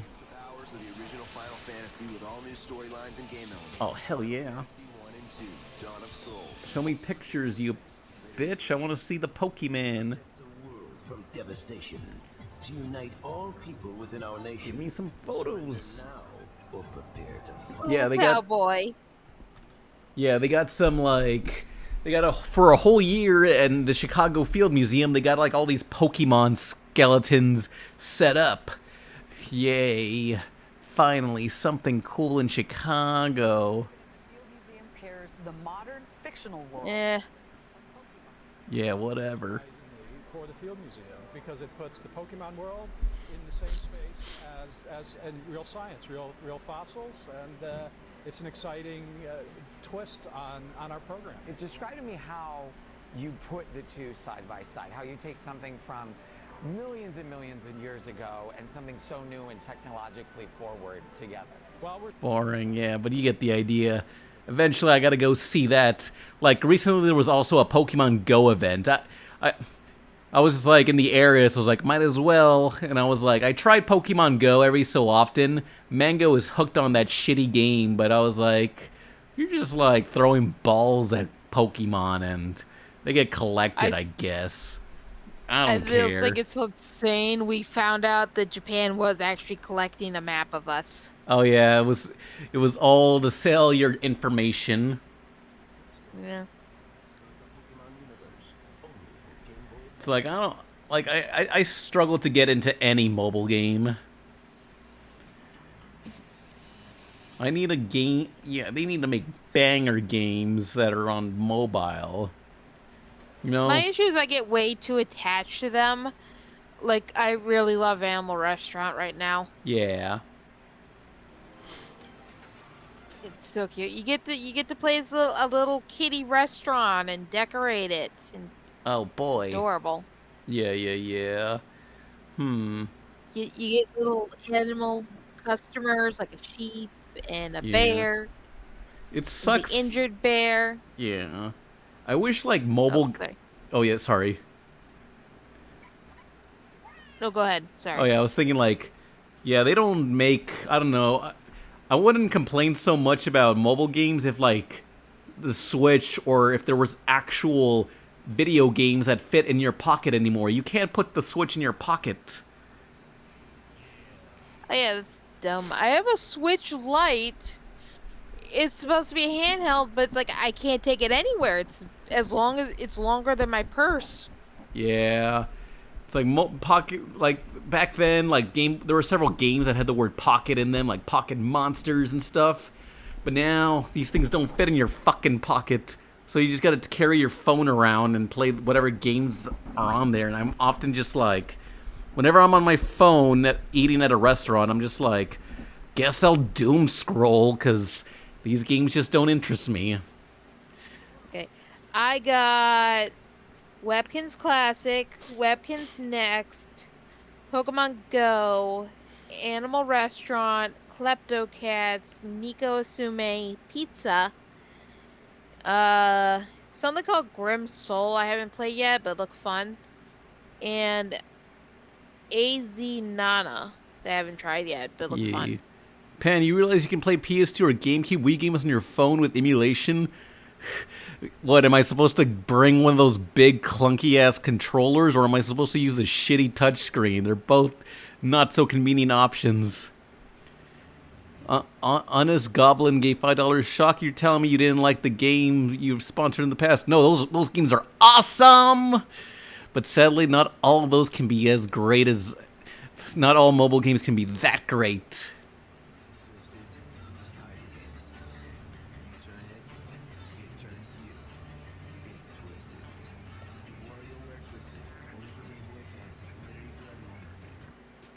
I'm hoping the next Switch will be a DS, you know, like Switch 3.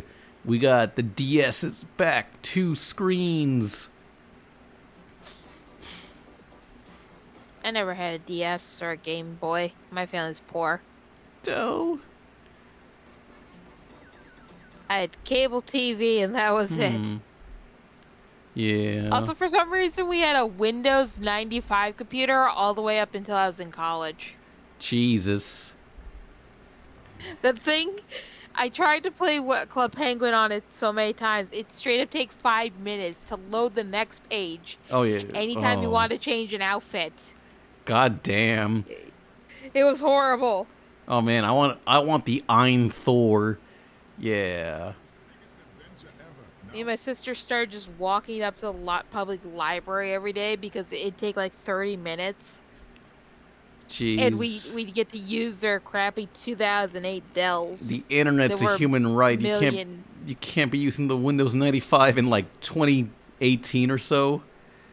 A million times better than that thing. Yeah. I kind of wish I still had it because I went to a garage sale and I found this Simpsons virtual world thing for like $5. Oh yeah, Virtual and Springfield. I want to play it. It looks fun as hell. Yeah. Oh wait, hang on. I gotta But bust I out need an old ass computer. I gotta bust out the video you sent me on The Simpsons. Hang on. Let me see. Oh god, fuck that shit. Who's DMing me? Yeah. Please, someone Oh, cool the thing. DM me, please. Yeah, half me and Pan's friendship is me just send him random videos when I'm bored and high. Look at check out this banger.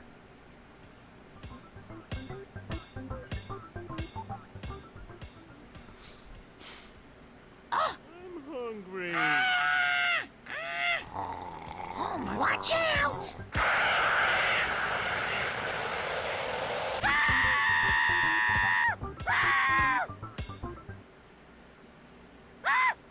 Please, take the boy. Ay, caramba!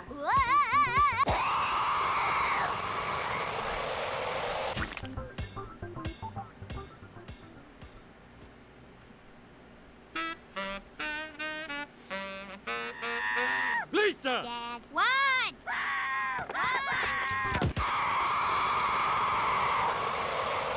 No! That's so fucked up. He willingly threw Bart at it. Yeah. But was horrified when he lost Lisa. Had to stop it somehow. You can see where the favoritism is. Tariq says every time I leave these streams and come back, I never have all the context that I need anymore. I'll kill you. Oh, you just watched the baby explode. You need context behind that? Yeah. I remember playing Fortnite with a guy, and that guy really wanted to, like, during the Simpsons collab, he kept saying, "I want to go into the Simpsons house and kill Maggie." Like, it was funny the first time, but they got concerning. Kept doing that.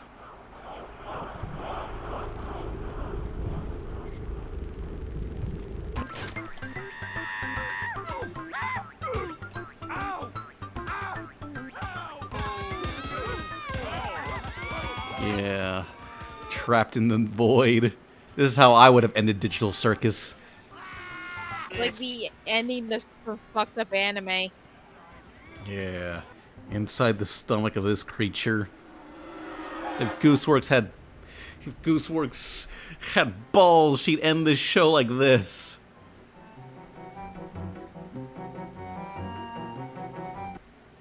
Oh yeah, but hang on.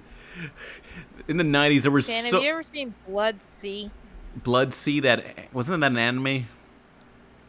Yeah, there's that thing everyone posts a couple clips of every now and then with the Blender bunnies. Yeah. We're rats. That video reminds me of that. Oh.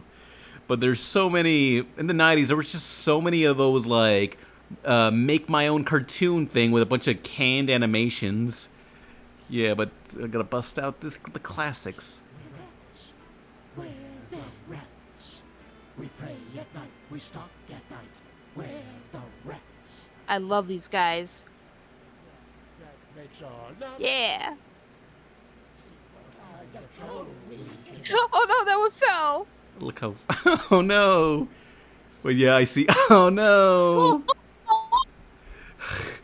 The rat fell on the left. Yes. No. He couldn't take it anymore. He went for it. Yeah, hang on. Spider-Man. Make a cartoon. Oh. Let's see. Was this it?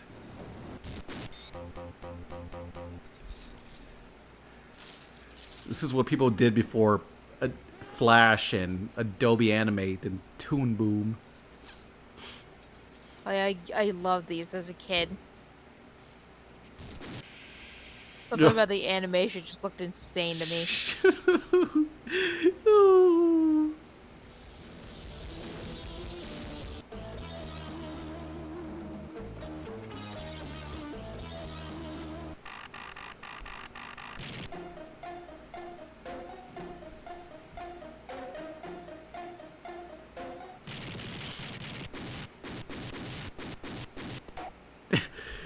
Yeah.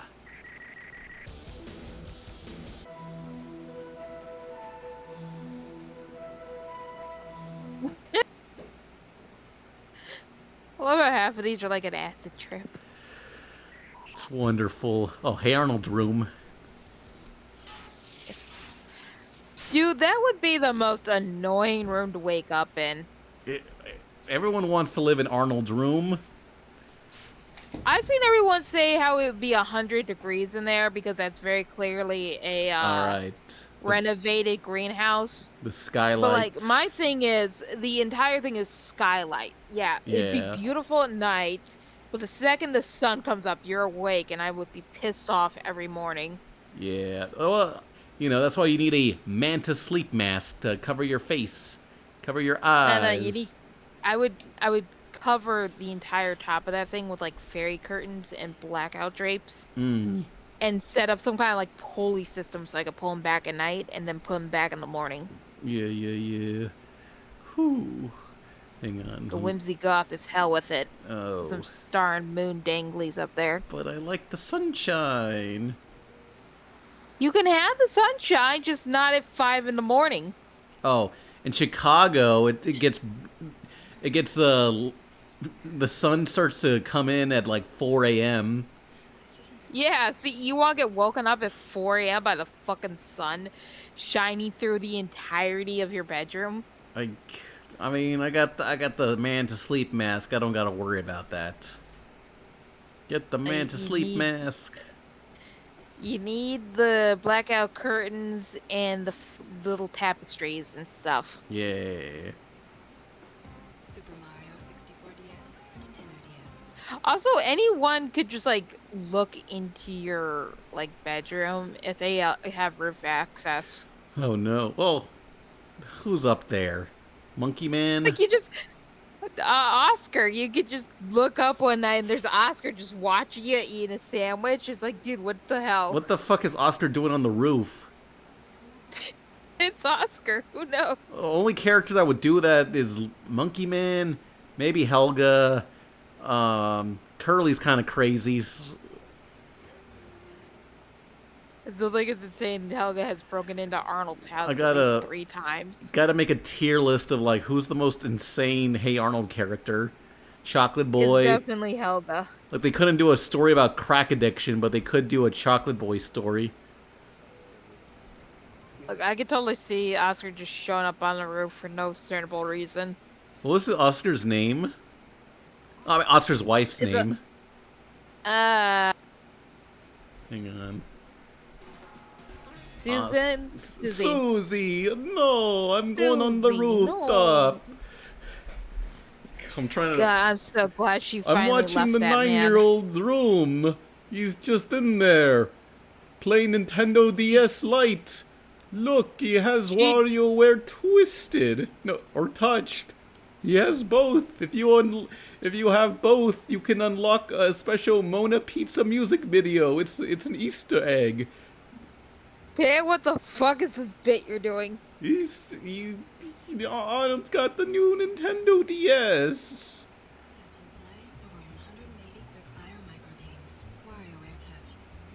Kitty, kitty, I want to pet the kitty. Oh, remember that episode where they find the adult illiteracy thing. Yeah, they find out this grown-ass man can't read, so Arnold's That is a common issue. yeah. But Back in like the 80s or 90s, America switched to a weird way of teaching kids to read, and now a lot of adults don't have genuine reading literacy.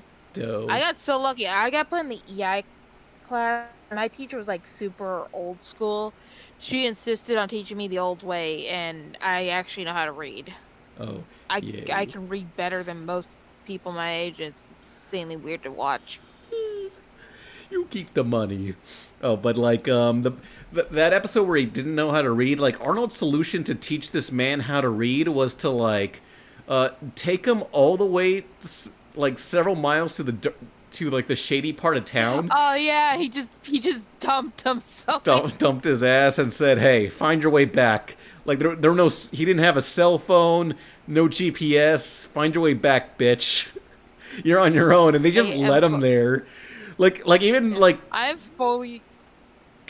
Go ahead. Even the wife was like asking like, Arnold, why did you do that? We don't know where he is. What the fuck, Arnold? I generally think Arnold was trying to get rid of him for Susie, and thought this would be a good way to like, cause like Arnold can't be held responsible if he gets stabbed in an alleyway. Yeah, like Arnold. He's a grown man. He making his own choices. He went out there. That's his own fault. Like Susie was just couldn't like cut ties with Oscar. Like Arnold knew like he had to step in. That's how abuse victims are. Oscar is what's known as a hobosexual nowadays. And Hobosexual? It's a form of abuse, like financial abuse. Basically, guys get women really emotionally attached to them, and then they move in and they quit their job and they don't do absolute shit. Like, they don't cook, they don't clean, they don't job hunt. They fully expect the girlfriend to do literally everything and basically be a sex mommy. What the fuck? And it's fucked up as shit. Doe. They're just sexist assholes. Yeah. Shout out from Chi-Town. Pan, I need to ask again. Isn't she lovely? You all know. Also look up Eddie. Let me go back to my virtual insanity, says George Leslie. Yeah. Whatever that means. We'll look until we got a lot of super chats to go through. Alright, what we want to do is open up the diaper, get underneath the baby's bottom. Watch Doritos, Fritos, and Tostitos, Cheetos by Panzu. It's not that long. Everyone always says people's media literacy is low, but nobody gives sources to improve media literacy, says Jeremy Bentley. No idea. What can you do?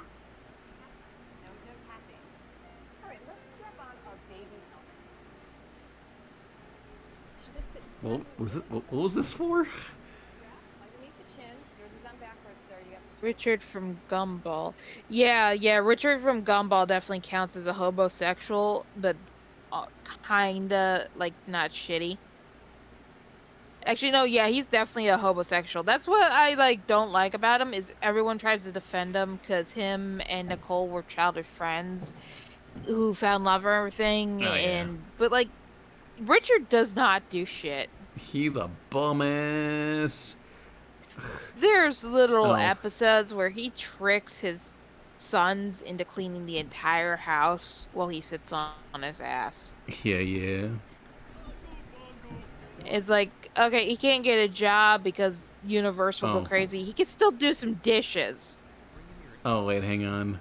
Alright. What's the fucking meme about Isn't She Lovely? Because I know Vic sent me that. I'm out of the loop. What's this about? I think good rep for, like, a house husband would be Clarence's stepdad, Chaz. Because, like, Mary has her own business. She owns her house. She has a car. She doesn't really need financial help. But the man's a good stepdad. Oh, right. Oh, yeah. Did you not know this was a Stevie Wonder song? I forgot they used licensed music. Yeah.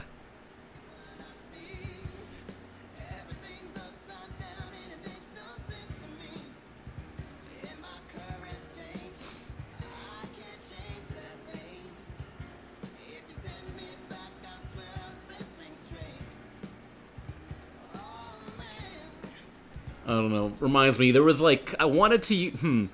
I was debating on using like crap license music for the next episode of Loki, but I know it'll fuck me over at some point. I wanted to use KMFDM. I am like the one. I am like the one ethical KMFDM fan. If you don't worry if you don't know what that means. Yeah. I don't know. Don't worry about it.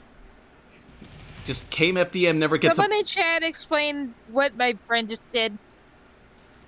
But I was like, damn, I want to use KMFDM. I have the power to use the licensed music for cheap. Glitch is using licensed music. I want to do that. Yeah. I think Glitch has a bit more money than you, though. Yeah. Wait, why is it compressed?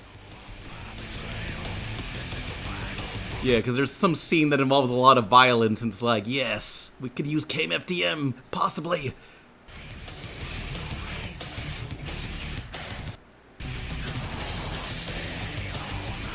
Why is it compressed? What? What's wrong with my audio? Why is the audio fucked up? Asshole. Yeah. OMFG, my mom has a homosexual living in her house. Damn, that's ass. Can we watch Mr. Hell Show and Sprawling Complex Pilot made by the creator of Out There, which I'm surprised more reviewers don't mention? And can we see Kane's Backrooms beforehand? Guess so. Yeah. Someone's got to use KMFDM music in an ethical way. Please. What was the one that Beavis and Butthead used? Kill everything. Oh yeah. No. What was Beavis and Butthead? Hey Arnold, Grandpa Steely Field goes bad, evil guy. Oh yeah, Drug Against War. Yeah, this is how I first heard about KMFDM. Is Beavis and Butthead and not any other news incidents. What did they do? Oh, they didn't do nothing. It's just like, whenever there's a shooting, a school shooting, it became the Columbine people were fans of them and Marilyn Manson, and then all these fucking assholes that also do shootings ended up being like ripping them off and just putting, hey, let's wear a KMFDM shirt or something, and it's like, can this band be known for something else? Damn it. Oh. Yeah. You know, I feel bad for them. That would be a horrible rep to have. Yeah, I guess that's why the ability to get the music license for KMFDM is so easy, because it's like they're just desperate to be known for something else. Yeah. The music video's cool. Oh yeah, a lot of their albums have this art style, this propaganda look to it.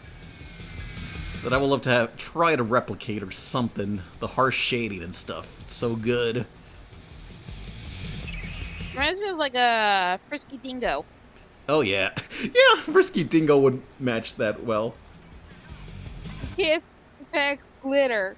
Not with that attitude, you can't. Yeah. Anytime Frisky Dingo, the Archer precursor. But anytime somebody posts something about Vegas, there are occasions where I would go on YouTube and look up a video on Las Vegas, and I would reply to every single damn video saying, I call it lost wages. Classic. Yeah, I used to watch the Frisky Dingo along with Bench Brothers way too young. Oh no. I had a TV in my room with cable, and so like I would just watch the entire Adult Swim lineup. Oh yeah. Oh, hang on. Geek says, isn't KMFDM also known for Brutal Legend, Street Fighter 2's animated movie, and Bennett the Sage? Oh yeah. Yeah, if Street Fighter the animated movie, the second one, yeah, it had KMFDM in the American version because Chun-Li versus Vega. Yeah, the Japanese version, Just have like some weak ass music. Let me find the Japanese one. Hopefully this is censored. Yeah, it still looks good. They had some. Oh, dude. 変だな。嫌な予感がするぜ。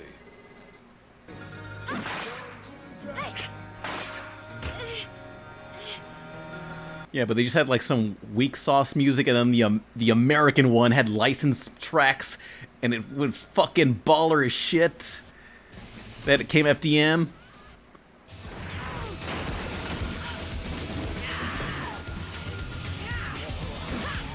Am I crazy, or is the audio all fucked up, or is it just my headphones? Yes. Why is this guy? He looks like Casey Jones Huh? combined with Wolverine. It's Vega. Ultra KMFDM. Oh, it's also in the same album. Hang on, let me hang up on you and let me call you back, because I'm almost like, maybe it's the Discord go on at the same time?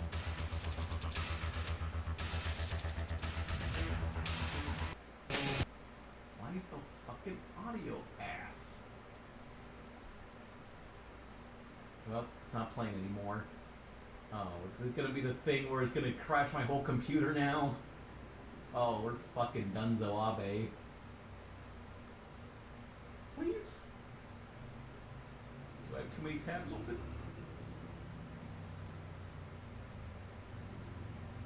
Uh-oh. Oh, why is the audio fucked?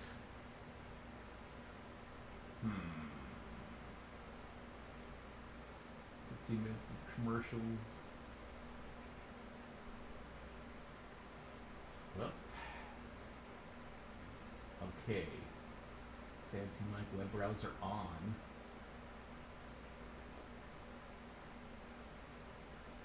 Is the chat even going through?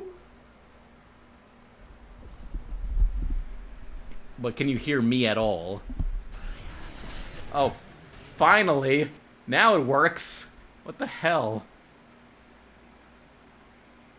What's up? What the hell? It transmits to you when the audio plays. It just turns to fuck.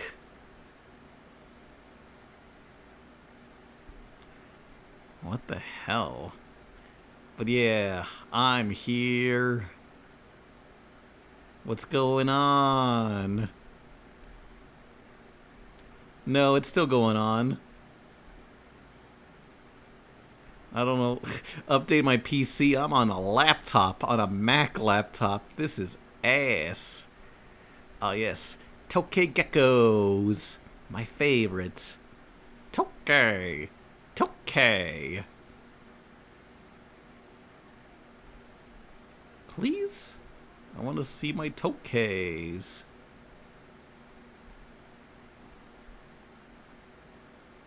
Is it not working on your end? Because it should be.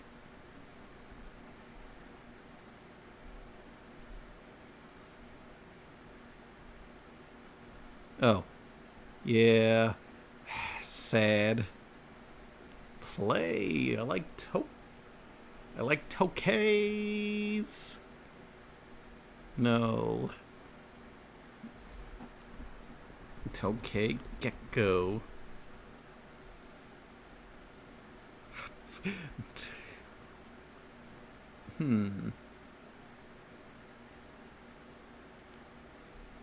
No. All the videos decided to fuck off today. I guess it can't handle me streaming and calling at the same time. So I should probably, like, call you later. Oh. Hang on.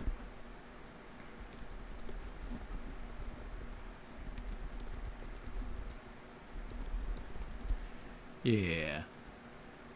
Okay, well, no Alex then. Just alone, watching videos on Tokay geckos. Assuming they play.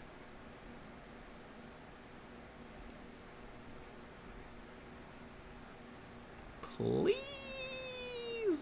Yo, Pan, it's my birthday, says Retro Zaid 1600. Yay, happy birthday. Assuming any fucking thing loads. Just want to see a video on Tokays. You fucking asshole. It's not working, buddy. Quit Discord. Maybe that'll work. Oh.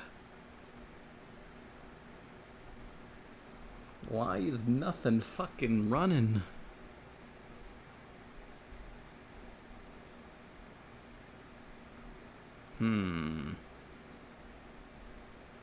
Oh, now it's giving me the spinny thing of death. I think my computer is about to fucking explode. Ugh. Get the charger.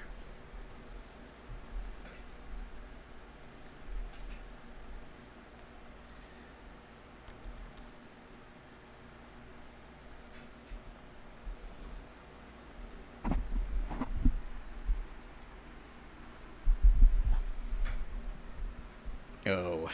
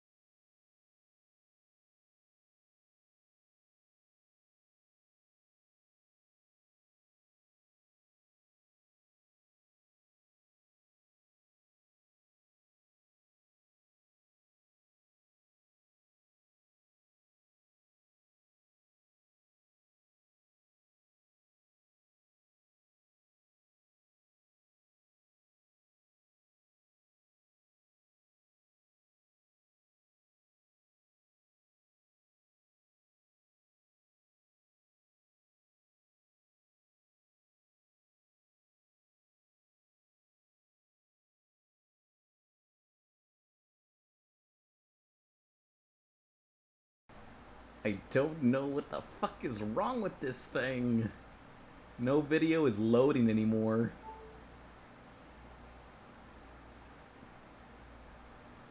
It's all fucked.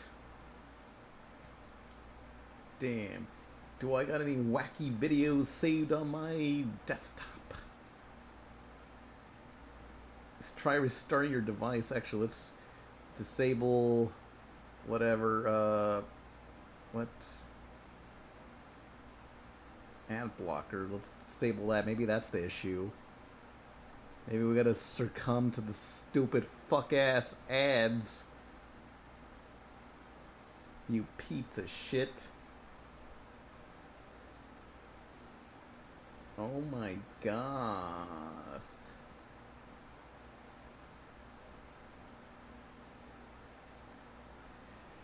Oh.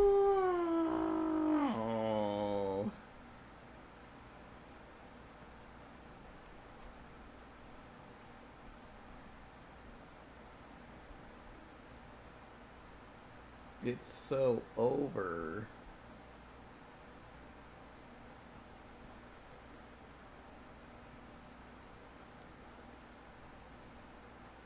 Oh my god.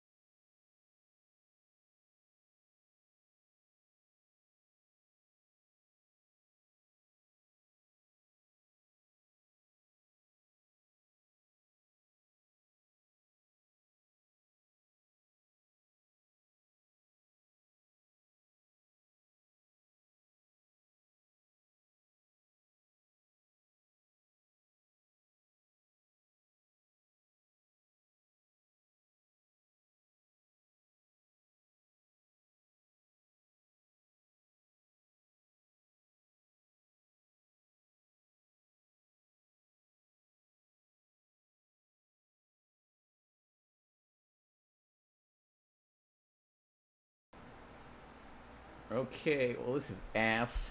I guess what I'm gonna do is gonna restart the computer. Ugh.